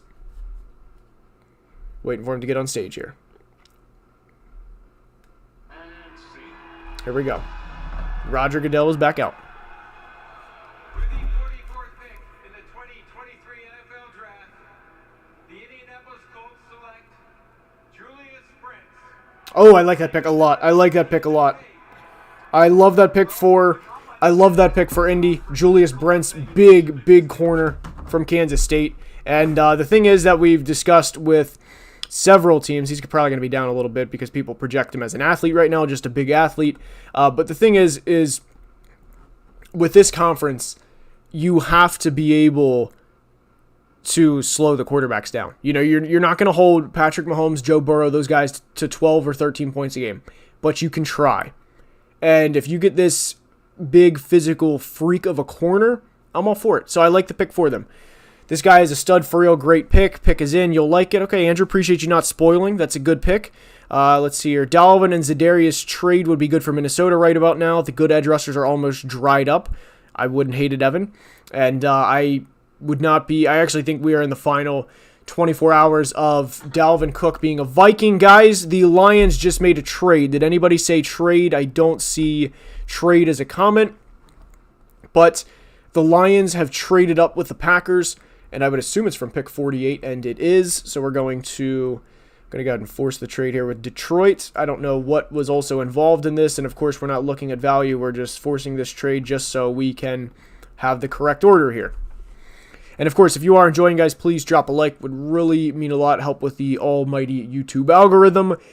And I got to be honest, I don't know where Detroit's going to go, man. I have no idea where they're going to go. Actually, it should be Brian Branch, but who knows with them? Really, truly, who knows with them? It should be Brian Branch, but will it be something else? Who knows? Who knows with Detroit? They just traded away Jeff Okudah. I would love Brian Branch, but I really don't know where Detroit's going to go. Green Bay dropped 3 spots. Yep, they just traded with the Lions. The pick is in. Packers just fumbled the bag on Branch. I think they did as well if Detroit takes him.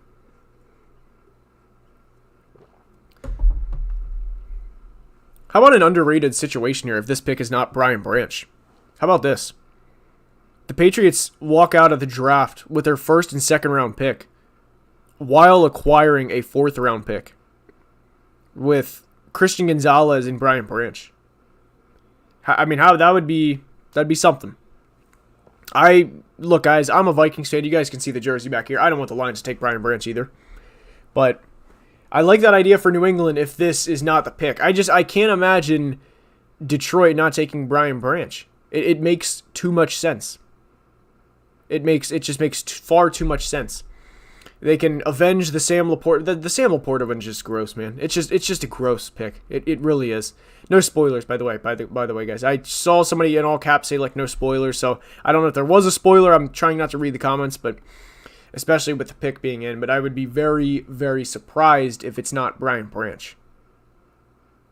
And I'm just trying to think of who else they would trade up for. Maybe Josh Downs, but I can't imagine that that is in fact not the selection.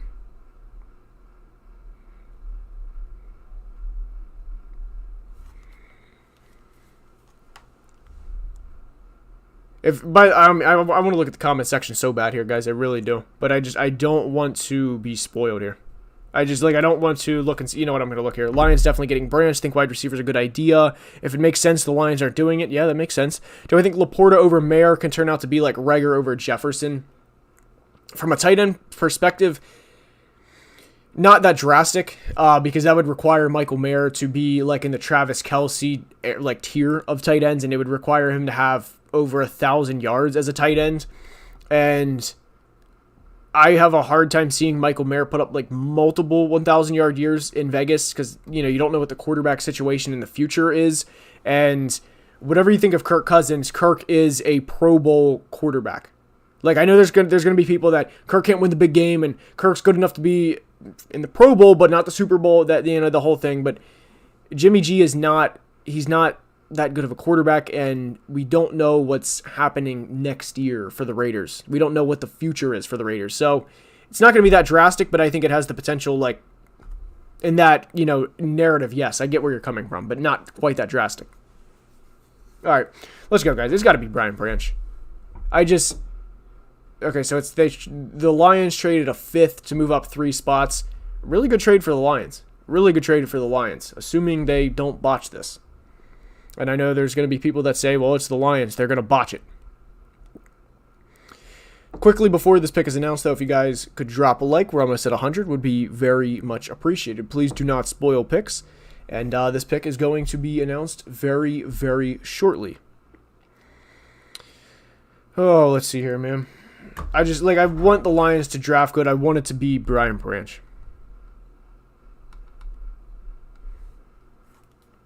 The pick is in. The draft fans are the absolute best. I love the draft fans so much. And by the way, for anyone wondering why I'm not looking at the screen right now, the comments, it's because I don't want there to be any spoilers, and I want to live react. We live reacted last time to the Lions pick. It was Sam Laporta. It was not great, but appreciate everyone being in here, by the way, guys. Here we go. The pick is in, the Lions selection. And by the way, the Patriots, I would assume, are going to pick pretty fast because this took a while for this pick to be in. So I'm assuming it's going to go pretty quick. Here comes Roger. Hopefully it's Brian Branch. The Green Bay Packers have traded the 45th pick to the Detroit Lions. With the 45th pick in the 2023 NFL Draft, the Detroit Lions select Brian Branch. All right, good pick. Good pick. Great pick. Great pick. Brian goes to the green room tonight. Only one of 4 players that didn't get drafted last night. He goes to the green room. Great pick for the Lions. Hit that like button. People says Village Burner. I appreciate it. But no, it's a great pick. So Cortrix, you guys can relax. Crater, he can relax. Lions draft, I would not say is an A+. I did not like the Sam Laporta pick, but I absolutely love the Brian Branch selection for them. You trade Jeff Okudah, a player who was a top 3 overall pick back in 2020, didn't work out. You trade him for a 5th round pick, and ironically, you trade your 2nd along with a 5th to go up and get Brian Branch. So I like the pick for them, and in terms of value, I know everyone likes to kill the Lions so far this draft in terms of value, kind of rightfully so, by the way, with taking Jahmyr Gibbs at 12 overall, but I like it. I think you walk out of this draft with you're walking out of this draft with 4 starters. You can never complain about that. And I'm glad they capitalized on Brian Branch because I truly think if they didn't, then I think New England probably would have taken him. B plus, mainly carried by Branch. No, I'm 100% with you on that. Packers just basically said to the Lions, here you go. You can shoot us in the foot for the next 3 to 4 years, possibly more. I mean, it's not far from what the Vikings did last year to give them Jamison Williams, but it happens, I guess. I didn't watch Iowa much, but some people say the Jack Campbell pick was amazing and others act like it was bad value. So, Jeff, I got to be honest, I like the Jack Campbell pick quite a bit. Because I think the biggest thing to remember about the draft is in 4 or 5 years, as unfortunate as this may sound, the 31 players that were picked last night, there's going to be draft busts. That's just the reality. That's the reality of the NFL draft. And players that have already been selected tonight are going to be draft busts. Not everyone, but some. And the reason why people are, a little up in arms about Jack Campbell was, he's a safe prospect, but he's not Nolan Smith, or he's not whoever. And that was the big one that they were griping about the Lions drafting him over, which I understand, by the way. But if you are getting a 7 or 8 year starting linebacker out of Jack Campbell, which the Lions will, is it really that bad of a pick? To me, the answer is no. So, I like the Jack Campbell pick. I did not like the Sam Laporta pick at all, but I like the Jack Campbell pick.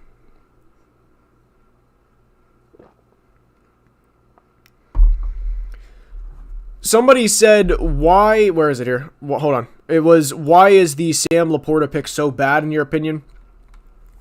And the reason for that is you drafted him right over Michael Mayer. Like, Michael Mayer is a far better prospect than Sam Laporta. So I don't understand the angle on that one. I didn't understand where they were coming from to do that. That's why I wasn't a fan of that one. So that's why. That's why I don't care for the Sam Laporta pick. I hope Patriots take DeJuan Jones. It would make a lot of sense. All right, let's see here. Packers traded again. They did. Okay, they did. They traded with, They traded with Tampa at pick. Okay, so you're right. We're going to have a good call, Joseph. Way to get on top of that one. Do I think the Patriots would have taken Branch? I do. I think it would have just been very much like, best player available. We're not going to overthink this. Let's just go ahead and take Brian Branch. We don't want to, we don't want to overthink a good player. Do I think the Commanders take Washington? Probably not. I would say probably not with the interior offensive linemen that are here. So I would say probably not on the Darnell Washington. I would say probably not on that one.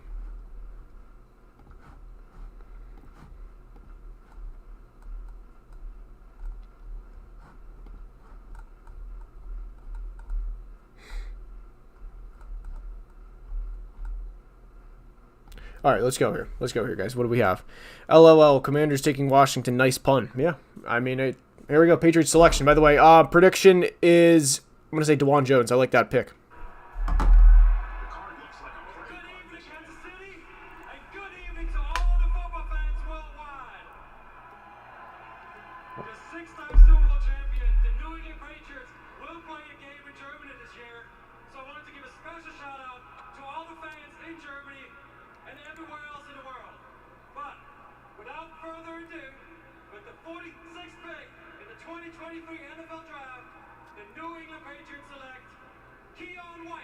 Oh, wow, okay. It's a Patriots pick. I actually, so I'm not a fan of Keon as a prospect, full transparency. However, Keon going to the Patriots is one situation that I absolutely love for Keon. He's a former tight end at Old Dominion. He can play inside or out. Very, very twitched up athlete. Some people refer to Keon as a tweener, where some people, question he's because he's 285 pounds. Can he play outside? While others think he's too light to play on the inside, but I think the Patriots will utilize him in the best way. So I like Keon quite a bit. I like the Keon White pick to the Patriots quite a bit, and if Keon goes to probably 29 or 30 NFL teams, I'm just like, all right, great. This is a player that's probably going to be out of the league in 4 years, and he might bounce around and hopefully collects a lot of game checks for his sake. And I wouldn't be a fan of him, but Keon to the Patriots, I love Keon White. The pick is already in for Washington, and Let's see here. I'm so glad you're live tonight. The commentary is so much better than these clowns on TV. I appreciate that, man. I really do. I really do. I'm actually going to send the Keon tweet now. So recommend, guys, by the way, the ticker is down below if you guys want to follow on Twitter. The link for my Twitter is in the description. But no, I absolutely love the Keon White pick to the Patriots. And I'm eager to see what the Commanders pick is because it's about to be announced now. My guess is Osiris Torrance for them. What's going on, Burgundy and Gold faithful? Hail to the Commanders! With the 47th pick in the 2023 NFL Draft, the Washington Commanders select Jartavius Martin. Oh, wow. Okay. Illinois. So, I actually let's kind of like discuss Jartavius here for a minute. He's gonna be low. Yeah, I knew Jartavius was gonna be a little lower. So I like Jartavius as a prospect, and I like what the Commanders are doing. And I will actually, I'll do a video in terms of breaking everything down for the. By the way, hold on. Let's go ahead and get this Packers pick out of the way here because they're trading with the Bucks. So somebody said 50 and 179. Let's go ahead and force this here. I was completely trusting whoever said that. But what I would say is about Jartavius is, and what I was, if you guys have watched any of the videos in the offseason, especially pertaining to the Commanders and what they need to do to get better, you're in a division where you're playing 4 times a year. CeeDee Lamb, A.J. Brown, Devonta Smith, and you have to figure out a way to try and stop that. How are you going to do that? I would have preferred Christian Gonzalez, admittedly, last night over Emmanuel Forbes, but you have Emmanuel Forbes and Jartavius Martin as your first 2 picks. So I have no problem with the Washington Commanders doubling up on corner and getting who, I mean, I'm not going to say Jartavius was a top 2 or 3 corner in the class because he wasn't. I mean, we're in the middle of the second round now, but I love the pick. Or I love the idea of where the Commanders are going. Let me rephrase that. I love the idea of what Martin Mayhew, the Commanders' general manager, is doing to build the team. Gadiel, by the way, appreciate the Patreon subscription. Saw it come through. Appreciate it, man. Really do appreciate the support. Surely this is Hooker for the Bucks now, or does he drop? I don't think it's Hooker, man. I think the Bucks are going to be a bad team this year, and I think there's a chance they get Caleb Williams or Drake May next year. So I would not say it's for sure anybody. If I had to guess, I mean the Bucks are just, they're kind of just a funky team in terms of how they draft. Like I can't get a read on them. I'm gonna guess and say a lineman. I'm gonna guess Osiris. But I really cannot get a read on what the Bucks do. I'm going to guess Osiris. Packers have traded the 48th pick to the Tampa Bay Buccaneers. With the 48th pick in the 2023 NFL Draft, the Tampa Bay Buccaneers select Cody Mauch. Oh, wow. Okay. So, I got to be honest. I'm not a Cody Mauch guy. I know there's a lot of people that are Cody Mauch guys. There's probably some people in the chat that are amped about this. I'm not a huge Cody Mauch guy. I think I'm a little underwhelmed with that. Cody, to me, is your typical smaller like he's a smaller level offensive lineman that takes advantage of guys not being as big at that level. So Cody was a 300-pound offensive tackle at North Dakota State. And simply put, you're not going to be a 300-pound offensive tackle in the NFL. Now, obviously, I would assume, at least I would hope, the plan for him is to kick in. But I think Cody at times gets a little aggressive, and there are comments about Cody being mean. But I think when you're, this isn't like a one-to-one trade here, but when you're quote-unquote mean as an offensive lineman, there's times where you can get a little too aggressive and it backfires, and guys take advantage of that, and I think that's something that Cody is going to have to overcome as a rookie. So I'm not the biggest fan of Cody Mauch there, especially with Osiris on the board, and even other players like Darnell Washington, John Michael Schmitz. I'm not the biggest fan of the Cody Mauch selection. I hope it works out for him, but not the biggest fan, and especially they traded up for him, so not the biggest Cody Mauch fan there. But I'd probably give it a C, honestly. DeJuan can't move left or right. DeJuan is falling. It doesn't surprise me at all that DeJuan Johnson is falling. It really doesn't. He did not have a good draft process.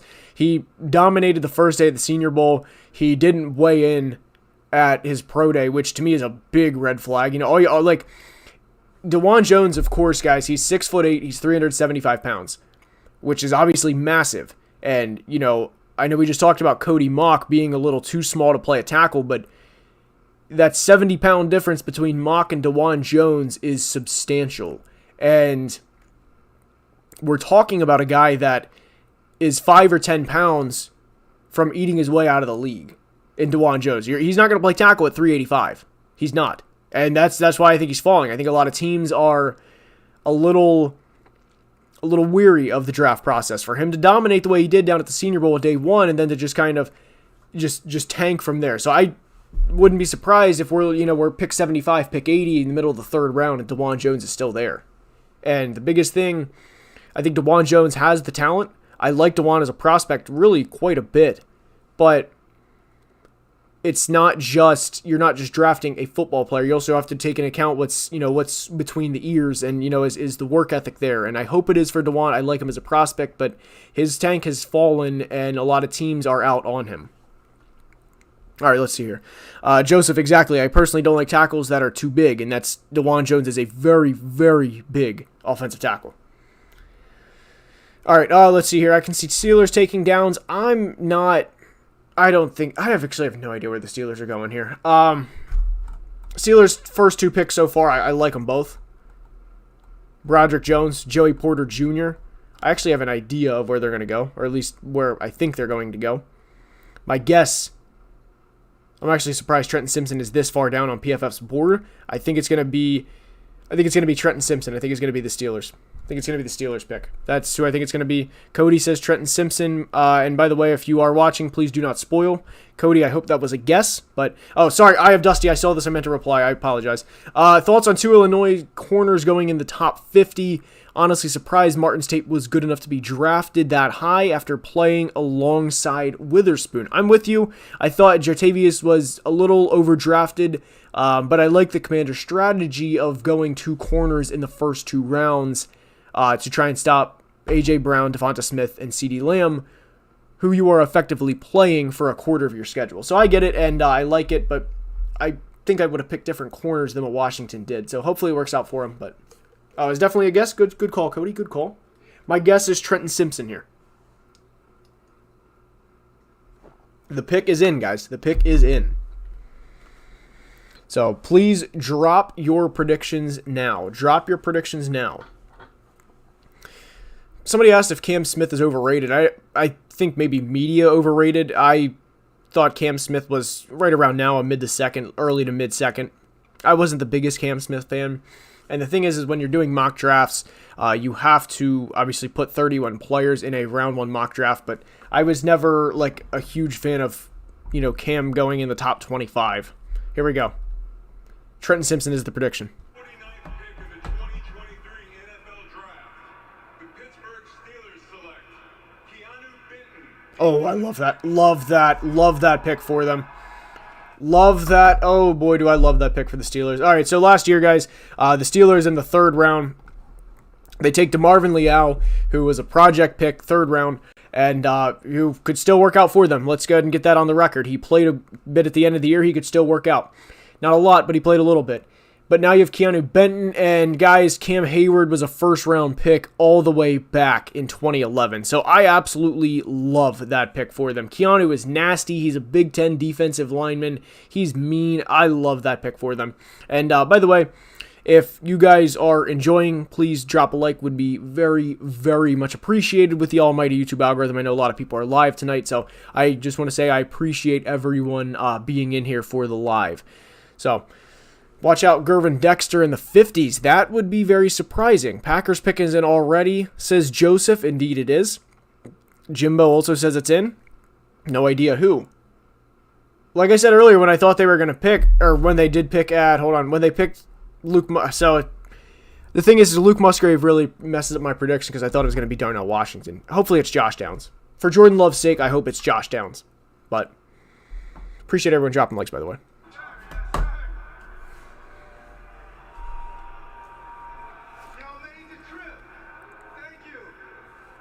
It's got to be Josh Downs, right, guys?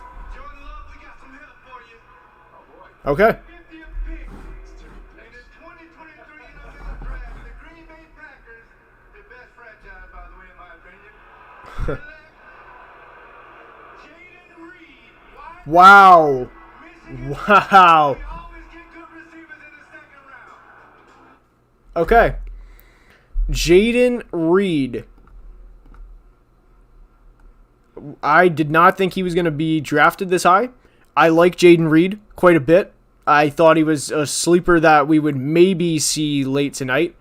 I think this is similar to the... Oh, God, there was a receiver drafted last year just way too high. It was Tyquan Thornton was drafted way too high. And to be fair, Jaden Reed is a hell of... He's so much better as a prospect than what Tyquan Thornton was last year. But I think that's a bit of a reach for Green Bay. I hope Jaden Reed proves me wrong because I like him as a prospect quite a bit. But I think that's... we're looking at a player that could have been a late third-round prospect and we're taking him in the top 50. So I like Jaden Reed as a prospect. I don't like the value at pick 50. That's where I stand on that. I did not think in any scenario that Jaden Reed would be selected above Josh Downs. That's actually what I'm tweeting now, by the way. So if you want to follow on Twitter, the link for that is in the description. I'm just shocked by that. I truly just, I don't have words for it just because, I like Jaden as a prospect a lot. I think Dolphins pick is in. I'm going to stop rambling here. I want to give a shout out to the Sorry, guys. Steve Gleason, Andrew, I'll answer with the Jags in a minute. no white flags himself. 10 years ago, they took Steve. Hold on here. He's talking real quick. My guess is Zach Charbonnet, running back. Good call. Whoever predicted that in the chat, I agree. And I just want to let him know I'm forever grateful and I appreciate him. Me and my family will never forget that moment. With that being said, with the 51st pick in the 2023 NFL Draft, my Miami Dolphins select Cam Smith, defensive Corner. back, Okay. South Carolina. This is pretty simple. I'm not going to criticize an AFC team taking a corner, unless the value is just extremely off. Unless the value just isn't there, we're taking a mid-6th round corner in the top of the 3rd round, something like that. I'm not going to criticize that. I like the pick for the Dolphins, and I like it. He also gets to learn every day from Jalen Ramsey, who was traded there this offseason, so I like the pick. But we're approaching territory where one of my favorite players in the draft, in Zach Charbonnet, could be selected. So I'm eager to see where he goes. Seahawks go running back. No, they took Kenneth Walker last year. I don't think they're going to go running back personally. Diggs, Kincaid, and Shakir finna burn them all. Okay, gotta yell. Especially Kincaid. I do like Kincaid. The pick is already in for the Seahawks. Take a look at who they drafted so far, just a refresher. Derek Hall was a pick that I criticized because I thought they could have got him here.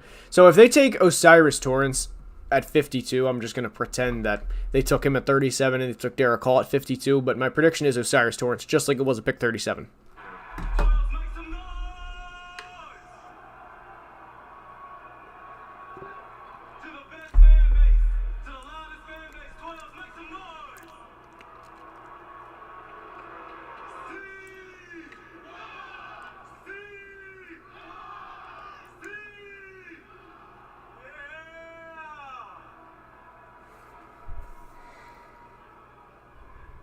With the 52nd pick in the 2023 NFL Draft, the Seattle Seahawks select Zach Charbonnet.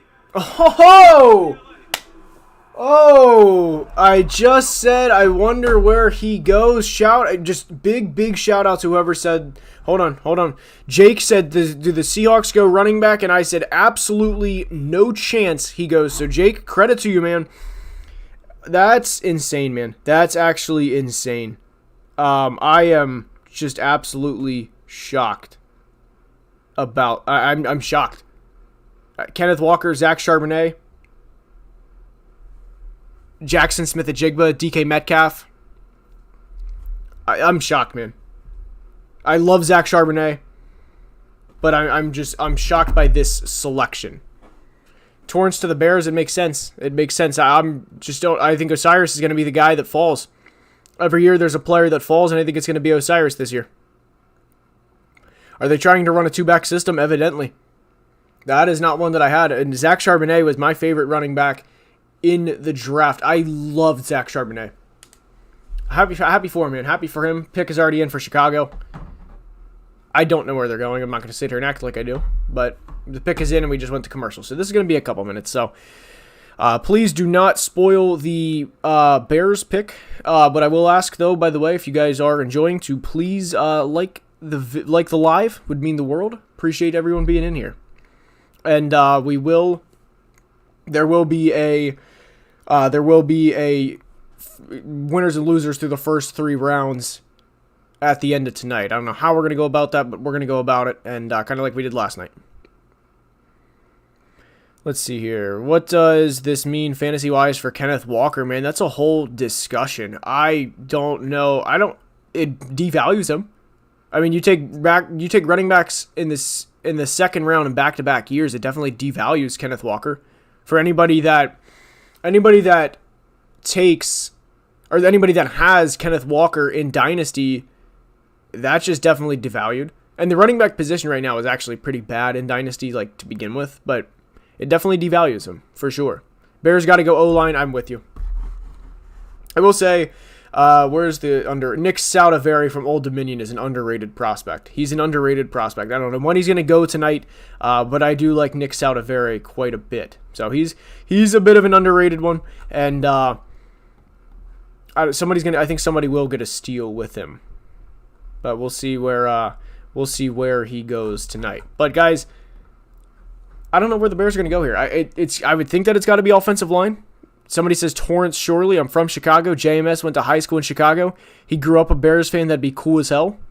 See, I'm a Vikings fan. I would personally prefer John Michael Schmitz on the Vikings, but I had friends that played against JMS and they hated him. By the way, if you have somebody, Gadiel just said that he has a story with John Michael Schmitz. If you have a story with any prospect, any current NFL player, just drop them. They're always so entertaining to read. So I always love reading those stories, reading those comments. So if you played against somebody in high school, you played against somebody in middle school, whatever the case may be, he grew up in your hometown, he's your best friend's neighbor, whatever.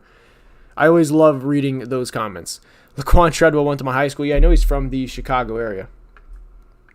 I did know that he's from that area because I kind of read his backstory whenever he was drafted with the Vikings, so I did know that. Indeed, I was not a big fan of Laquan. I was not a big fan of Laquan as a first-round pick, but Adam Thielen kind of replaced Laquan with the emergence.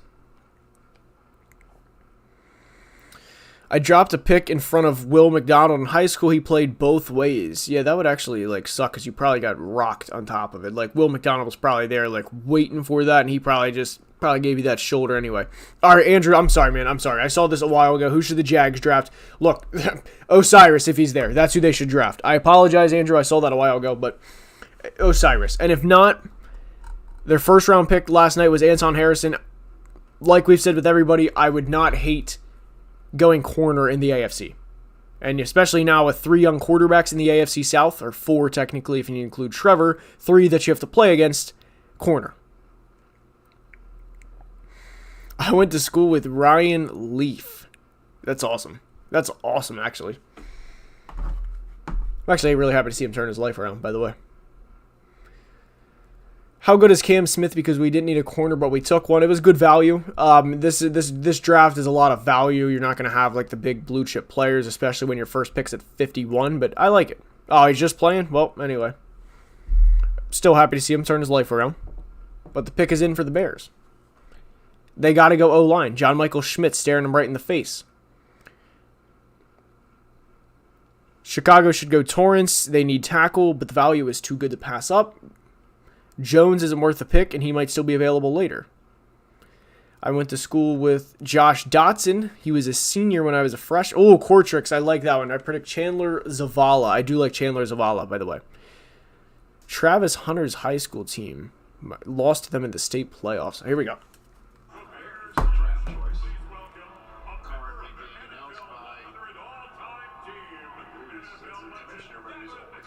Oh, Devin Hester, the GOAT. The GOAT. What's up, baby? Y'all ready for this? With the 53rd pick of the 2023 draft, Chicago Bears select Javon Dexter Sr., Florida Gators. Okay. Whoever predicted Gervon Dexter, good call. Good call. He's going to be way down on the big board. I actually have no idea where he's going to be. He's going to be at 117. So, I like the pick, kind of. I like the player, don't like the value. That's what I would say. I like, good call, Cortrix. You did call it. I knew somebody called it. I didn't know who it was. But I like the player, don't like the value. That's kind of where I am with that. And so him and Benton were moving up boards. That's the thing with the interior defensive line is you got to get your guys. So now it's like Siaki Ika, I'm not a big fan of. I will go on record. I'm not a fan of him. But you're looking at Kobe Turner now and Moro Ajomo and Byron Young. And to me, that's everyone else is truly a dart throw from that point on. So I guess go up, get your guy. I think there's better prospects available. Not the biggest fan of it, but would I like Torrance to the Bills? Yes, 100%. 100%. I would love Osiris to the Bills. And if you are enjoying, by the way, guys, please drop a like on the live. Would mean the world. And also, the ticker is going across the bottom. So if you are enjoying and want to follow on Twitter, the link is also in the description. But you got to get your guy. I'm just kind of underwhelmed with that pick. The Chargers pick is already in, by the way. I actually have no idea where this is going. No idea. I'd like this. I wouldn't have even minded them taking Josh Downs at 21, but obviously Quentin Johnston was the pick, so it's not going to be Quentin Johnston, but Washington or Hyatt, I don't think they're going to go Jalen Hyatt just because of Quentin Johnston last night. I mean, I wouldn't hate it. You get Justin Herbert truly as much help as you possibly can, but the likelihood of that is an entirely different thing. Here we go, the Chargers pick.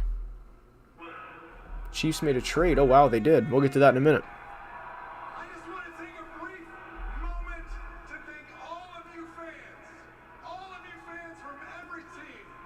We are so grateful for you. Without you, none of this would exist. We are so blessed.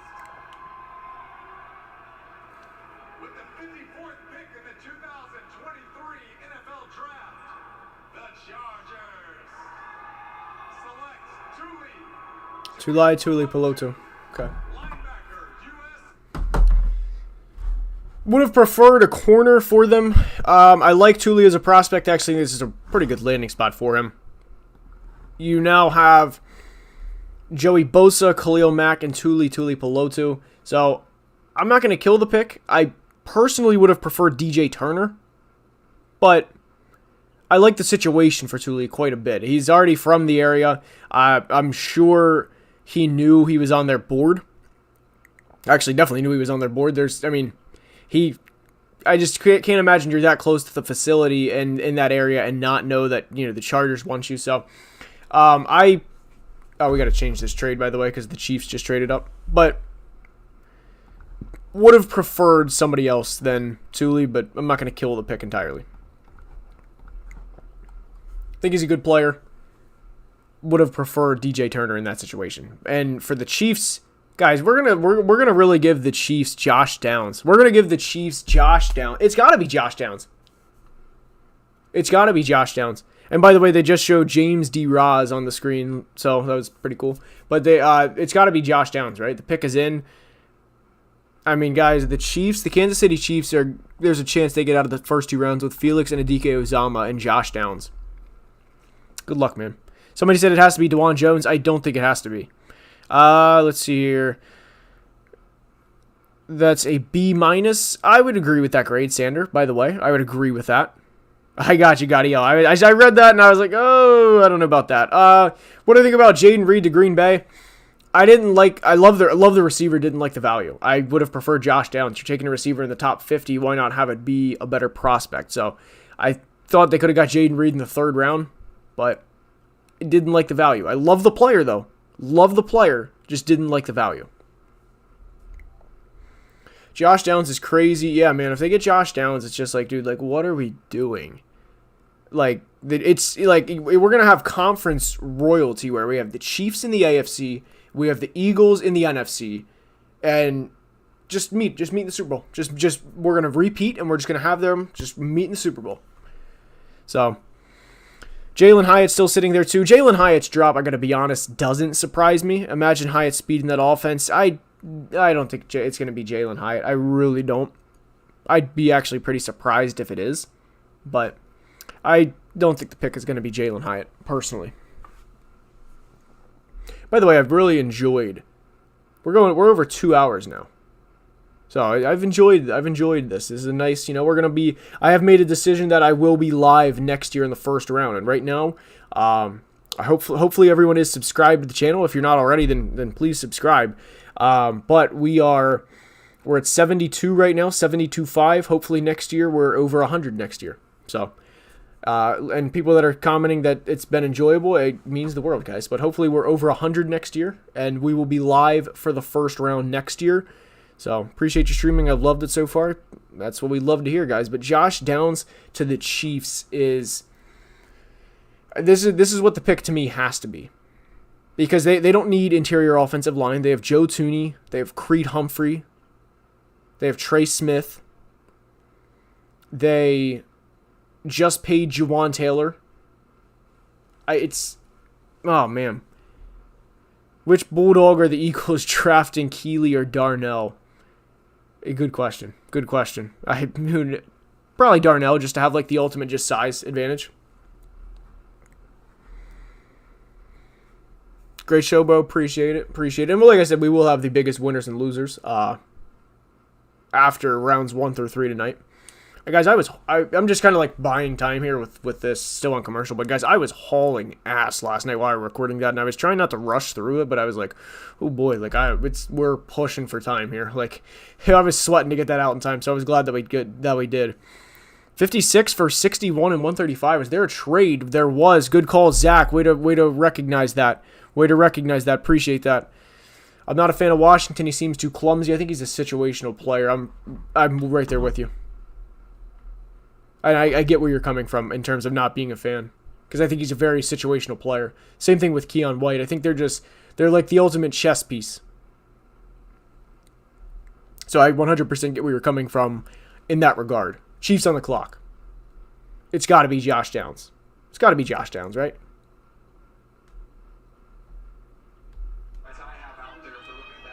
I'm waiting for them to go on stage. DJ's best available, top 200. Josh Downs is not in the top 10, and it went to 55, and I can't imagine DJ having him less than 55 on his big board. Just speculating here. We're just speculating. We obviously don't know, because I don't spoil the picks, but I would imagine this has got to be Josh Downs. There's James D. Roz. There he is. Parker says it's Rashee Rice. I kind of hope it's not Rashee Rice, and also I don't want the spoil. Patrick, somebody said, how are they going to trade up and still take 5 minutes to put the pick in? So, Patrick, that is the NFL capitalizing on people caring about the Super Bowl champions. That's what that is. The Chiefs made the selection probably 10 minutes ago, but here it is.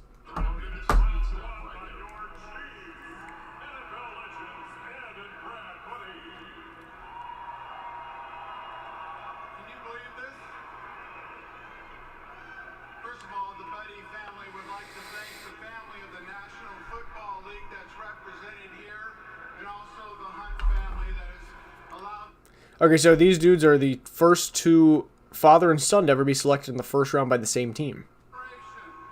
Pretty cool. The Detroit Lions have traded the 55th pick to the Kansas City Chiefs. With that pick in the 2002-3 draft, the Kansas City Chiefs select Rashee Rice. All right, so it was Rashee Rice. So somebody spoiled it, but that's fine. No more spoilers. Anyway, we're going to go ahead and trade with the Bears, who traded up. I liked Rashee as a prospect quite a bit, and let me go ahead and force this here. All right, so the Bears traded with the... Hold on. Was there another trade? Yes, sorry. No, we're good. All right, the Bears are on the clock, so I would have preferred Josh Downs. I like Rashee as a prospect. Okay value. Think they could have got him 10 or 15 picks later. I actually think they could have just stayed where they were and still got Rashee Rice. But yeah, Josh Downs is getting done dirty. I hope Josh Downs is kind of just using this as just like the ultimate, like the Cam Newton where he's just like, and just kind of like does that where he's like, all right, bet, like, you know, I'm going to prove everyone wrong. I hope that's what Josh Downs is doing right now, because Josh Downs is better than, I'm just going to go ahead and go through the draft here in terms of who he's better than. He's better than Rashee Rice. He's better than Jaden Reed. He's better than Jonathan Mingo. There's been 3 receivers taken today, and he's better than all of them. So, yeah, I don't know, man. To me, he was the 6th best receiver in the class, but the pick is in for Chicago. Maybe they're not going to take Josh Downs. I don't know. I said Chicago should take offensive line. They just took Gervon Dexter, so maybe they go back-to-back trenches picks. The Vikings are up at pick 87.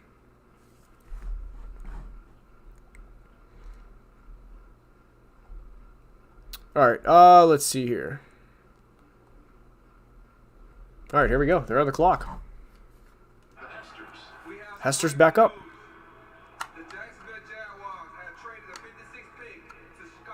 Drop a prediction, by the way. With the 56th pick in 2023 draft, Chicago Bears select Tyreek Stevenson, DB. Okay. I like that. I actually like that pick a lot. I like that pick a lot for them. I think that's great value for the Bears. Tyreek was at times mocked in the first round. So for Tyreek to go off the board near the end of the second round, I think they reached a little bit on Gervon Dexter. I mean, if he's your guy, you know, your interior defensive line, go for it. But I'm fine with it, man. I really am.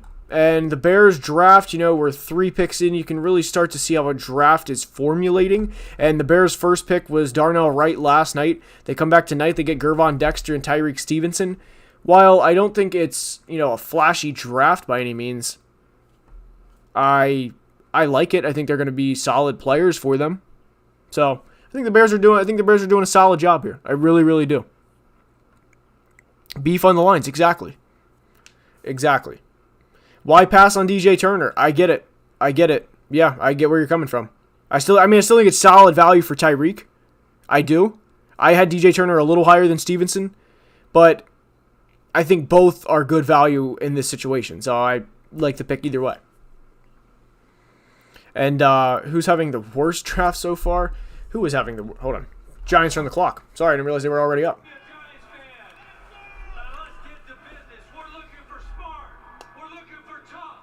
Please be Josh Downs. Come on. With the 57th pick in the 2023 NFL Draft, our New York Football Giants select John Michael Schmidt. Oh, good pick. Love that. Love that pick for the Giants. If it's not Josh Downs, well, that's a great pick right there for the New York Giants. Absolutely love that one for them. It was... If you're not taking Josh Downs, but you're going to give Daniel Jones protection, I'm fine with that. John Michael Schmitz is going to be a good starter for them for probably next 5-6 years. I like JMS a lot, and I'm excited to see him go to the Big Apple. It's a good pick for the Giants. That's as home run of a selection as you can have this, you know, at pick 57. You know, we're not in pick 16, pick 17. We're late in the second round. So I like that pick for them quite a bit. And if you guys, I mean, we've been live for over, 2 hours, 10 minutes now. If you guys are enjoying it, if you've been here for a while, like a lot of us have, then please subscribe to the channel because we do a lot of content, and it's going to be a fun off season, especially with the draft grades coming up. So hopefully you guys are enjoying. Darnell to Dallas. It would make sense. They didn't take a tight end last night. They took Mozzie Smith last night. I wouldn't be opposed to that at all. Cowboys selection is already in. I like the pace that we're going now. I really like the pace here. All right, thank you. Thank you. As an undrafted free agent, I'm honored to be here in Kansas City for the 2023 NFL Draft. Of course, I come to you as a former Dallas Cowboy, but I also want to honor the legacy of the Kansas City Chiefs and some of its great players, like the great Otis Taylor and our original owner, Lamar Hunt. But I'm here to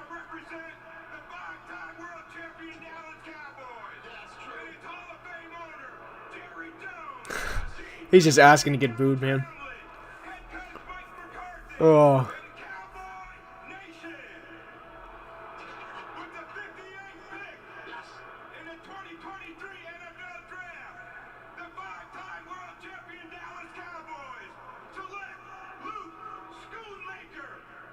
That's okay. I don't know if you guys like kind of saw my initial reaction with that. I kind of like, kind of did one of those where I was like, whoa. Don't like the player, don't like the value. I mean, I get it. Darnell's on the board. Maybe that's not your cup of tea. I personally would have taken Tucker Kraft before Luke, but I would have taken another tight end, arguably 2 tight ends, before I would have taken Luke. And I think I would have even traded back before taking Luke. People are saying reach. What the hell? L pick. What is Jerry doing? Big reach. L. Yeah, over Darnell is crazy. I mean, Darnell is not going to be everyone's cup of tea.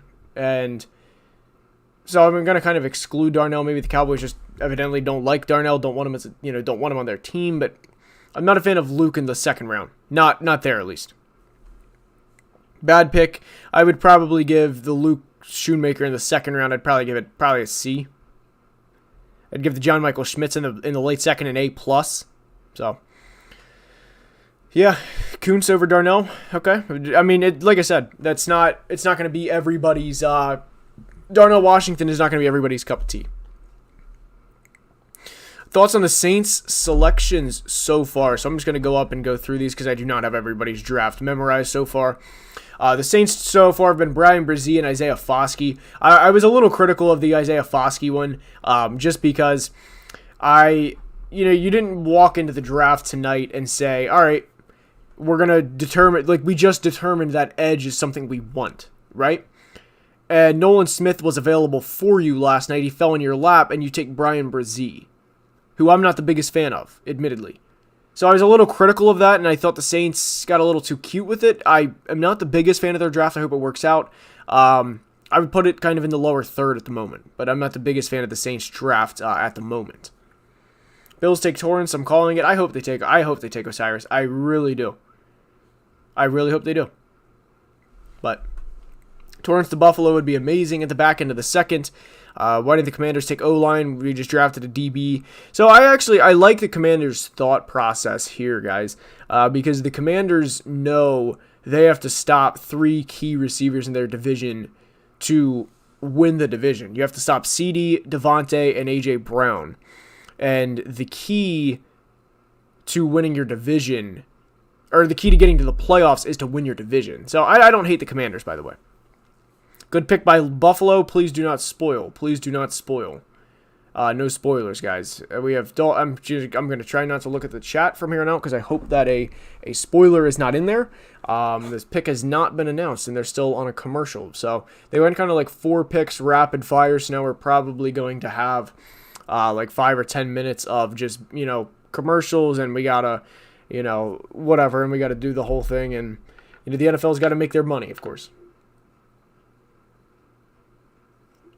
But I really do think the pick for Buffalo here should be Osiris Torrance. So that's what I think the pick is going to be. So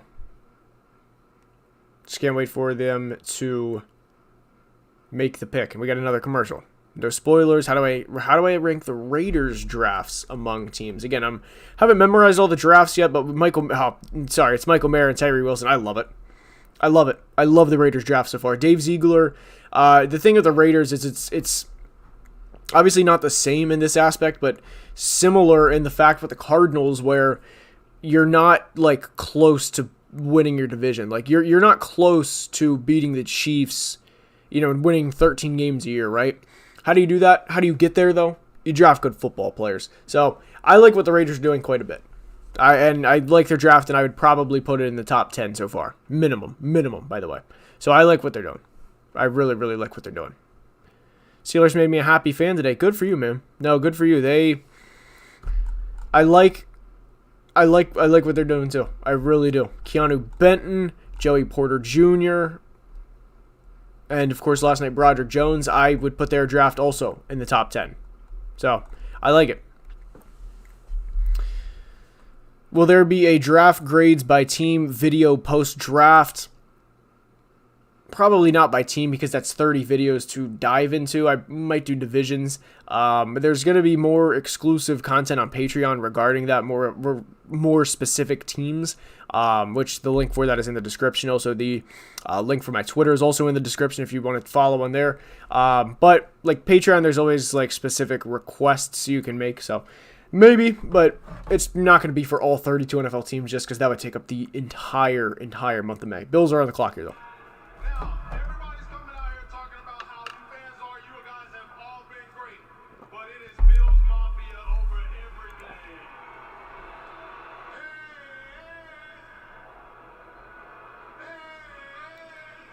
That's the Bills chant, by the way. In all seriousness, man, I was here in 2018 and I had the honor of being up here with a great Bills Mafia legend in Pancho Villa. And this is for you, man. I'm back up here again. And I just want you to know you're gone but not forgotten. With the 59th pick in the 2023 NFL Draft, the Buffalo Bills select Osiris Torrance. There we go. There we go. There we go. Love it, Buffalo. There we go. That's what we're talking about.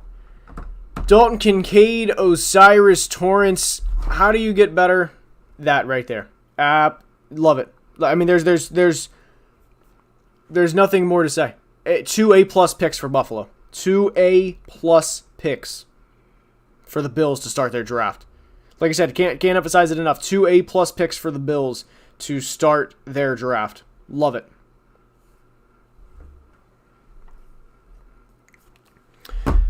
They got, let's see here. Let's see what are here. What are some of the comments about time? Who are you a fan of? The Vikings, by the way. Do I think Torrance falls to round 3? Poor timing. Nice. Thanks, man. Appreciate you. Yeah, of course, brother. Of course. This year's a crazy draft. A ton of reaches. It is. It has been indeed. So who is Jacksonville getting now? I have no... DJ Turner. That's just the safe pick. Pick is already in for Cincinnati, by the way. So now we're going to probably have like another 3 or 4 picks that just kind of zoom by because we had that long commercial break. Why do I think Hendon Hooker is falling? Injury and age definitely are the factors. Here we go. Pick is already in. Oh, they're having... I'll get it in this minute. Hold on. With the 60th pick of the 2023 NFL Draft, the Cincinnati Bengals selects DJ Turner. Oh, the Bengals get Myles Murphy and DJ Turner to start their draft. I love it, man. I love what the Bengals are doing. You know, I love it. That's, you know, your offense is already damn good. Sorry to the Jags who wanted DJ Turner. But no, I love what the Bengals are doing. I really do. 2 good players to start your draft. And I know like the pipe dream was for them to get like Michael Mayer, and they could have, but they went Myles Murphy, which I have no problem going pass rusher in the AFC. I really don't. So, love the Bengals pick so far.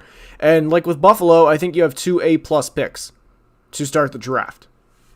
So, like that. And by the way, Josh Downs, here we go. So somebody asked earlier what the Eagles are going to do. And the Eagles have fallen to their lap at the end of the second round. Oh, by the way, we'll get to the Jags here. But the Eagles have Josh Downs or Darnell Washington just fall right to them. Because of course they do, right? So, yeah, and somebody said Eagles can get the Bulldog too. So, yeah, the Eagles fall. They have Darnell Washington fall right into their laps. So, DeJuan Jones falling like crazy, that doesn't surprise me. That doesn't surprise me at all.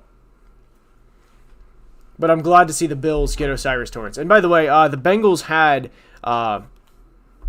AJ Green announce the pick. I like that. I think that's pretty cool because AJ just retired. So I like that for them quite a bit. Let's see here. Where do I rank DTR out of remaining quarterbacks? Actually, he was kind of like my 6th quarterback to begin with because I had the big 4, and then I had Hendon, and then I had DTR. So I'm not I'm not a Tanner McKee fan, guys, at all. I was not a Tanner McKee fan at all throughout the draft process. So Tanner McKee, I was out on. I thought he was Davis Mills at best, and worse than Davis Mills at his worst, which is not good. I was not a Tanner McKee guy at all. Drew Sanders still hanging out there. Yeah, Drew Sanders is more than likely going to get to the 3rd round at this point. Thoughts on the Chargers draft so far? Thule, I was, a little, it's kind of just on that one. And in the first round, they got Quentin Johnston. I like their draft. I would probably rank it out of like 32 teams, probably middle of the pack. Which can vary from 12 to 18 area. It'd be more in like the 13 or 14 area side. But I still think they can improve in it. It's just, I would have preferred the Chargers to go DJ Turner than Tuli Pelotu. That's just kind of where I am on that one. Let's see here. Texans need receiver. What do you think, brother? The Texans yes, they do, but they need a lot of help. The Texans need a lot of help. But the Jags pick is in.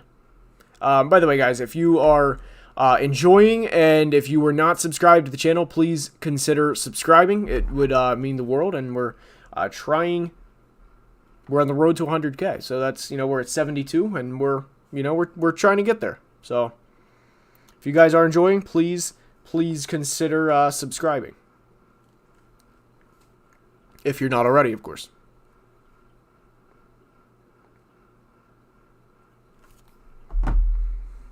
Trade. Okay, so Joseph, there was a trade. Who traded? Because we have the Jags on the clock. The Jags pick is in.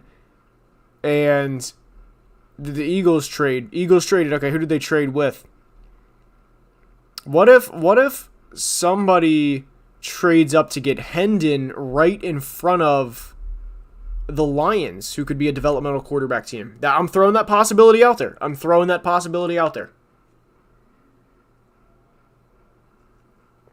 definitely putting that one on the table. So I got to figure out who, and I don't want to look up Rappaport's Twitter because I'm sure it'll be just a spoiler right away. Texans. Is that confirmed? Did the Texans confirmed trade up? Texans and Eagles trade. Okay, well, got to see who the Jags pick first. But I'm eager to see where this goes.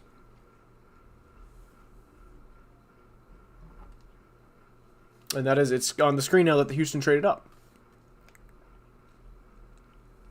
This is for downs, most likely, I would hope.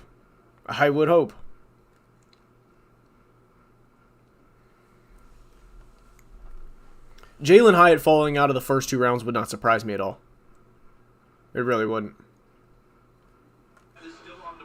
Alright, so Josh Downs is still on the board. They compared him to Jahan Dotson. Watch it be a linebacker for some reason. It wouldn't surprise me. It wouldn't surprise me at all with the Jags.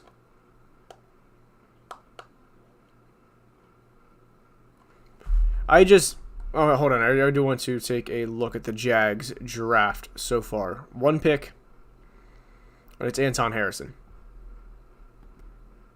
I don't know where they're going to go. I can't get a read on what the Jags are doing. They're about to announce the pick now.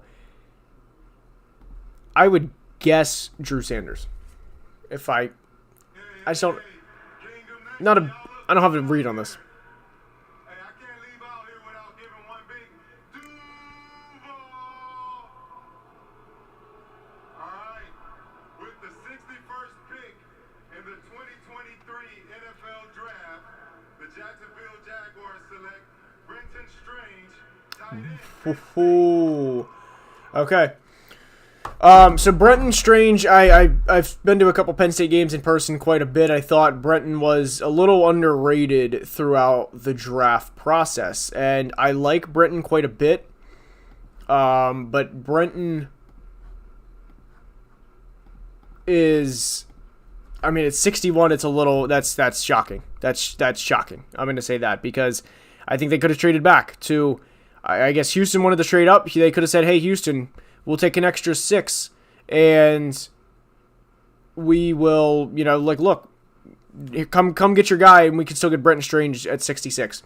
So I'm a little disappointed with that pick for Jacksonville, and I would rank Jacksonville's draft right now. I'm just disappointed with what they've done so far. I really am. It's just, I'm just like, ugh. Anton Harrison's okay. But I don't like trading out of Brian Branch multiple times, which they did last night. So, not a fan of what Jacksonville's done so far. And Joseph, I got you with the Denver. I saw it right on the screen here. I'm eager to see who the Texans draft, and they're about to announce it now. I'm hoping it's Josh Downs. Get CJ a weapon. Kansas City, how we doing? Houston Texans are making moves. The Philadelphia Eagles have traded the 62nd pick to the Houston Texans. And with the 62nd pick in the 2023 NFL Draft, the Houston Texans select Juice Scruggs. Whoa! Back-to-back Penn State guys. Okay, so Juice I thought was going to be on the board a little longer. He's going to be down here. Yeah, 138 overall. I thought Juice was a guy that would have been taken early tomorrow. I like Juice quite a bit. I think Juice is a high IQ football player, and I'm surprised that this was the pick, and I think it's, like we just said with Jacksonville, hey, you could have traded back and who you want is still there. So as a Penn State fan, I'm glad to see that we have back-to-back guys go, but I'm surprised to see that. I like Juice as a prospect, and I think he's, like I said, a high IQ football player, but I'm just surprised to see him go that high. Scruggs over Whippler, not bad, just a bit too high. Yeah, that's the thing. It is a little high. Somebody asked, how would I grade the Texans draft? And that, I got to be honest, that I liked C.J. Stroud and I like Will Anderson, but then Juice Scruggs, it's just like, ugh. All right, anyway. The Broncos are trading up here, so let's go ahead. Was it 67? It was actually pick 68 is what they traded. Anyway. All right, here we go. Denver, I have no idea where they're going, man. No idea. But if Josh Downs falls out of the first 2 rounds, I would just be shocked.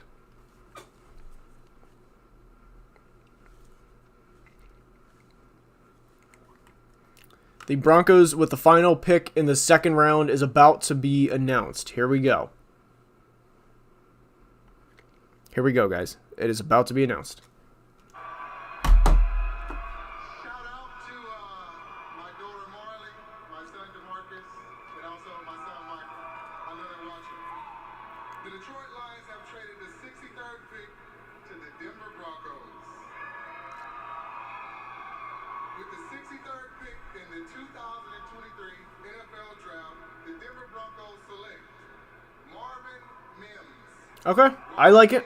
I like Marvin Mims as a prospect quite a bit. Think he's a little underrated.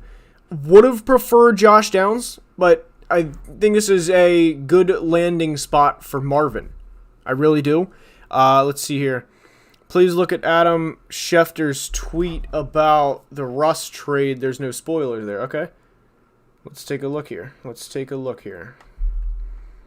Somebody's tagged me and all, so I do want to take a look at this. He said, take a look at a tweet about the Russ trade. There's no spoilers. Okay, here we go. Oh, okay, I got you. Okay, so everything has been made. So the full roundup of the Russell Wilson trade.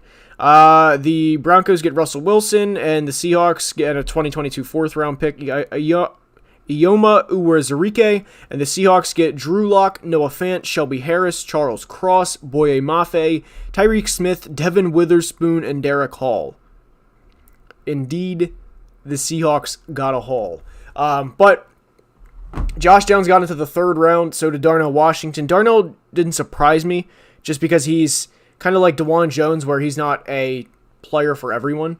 But what I will say, guys, is we've been live for 2.5 hours. I truly hope you guys have enjoyed. And what I will say is if you did support the channel for more content on Patreon, I don't know where I'm pointing, but the link is in the description. And if you want to follow on Twitter as well, we will be live for the first round next year. And of course, I'll do periodic lives here and there because I really enjoy doing lives and talking with you guys. But we've been live for 2.5 hours. Hopefully you guys enjoyed. Please subscribe to the channel if you haven't already. And I'm going to take a break because we need to be ready for the biggest winners and losers of rounds 2 and 3. So like I said, that video will be out at probably midnight, 12:30. Who knows? But I hope you guys enjoyed. I know I enjoyed the second round with you guys. And until next time, as always, please be safe and have a great rest of your night. See you guys at midnight or whenever the 3rd round ends. Love you guys.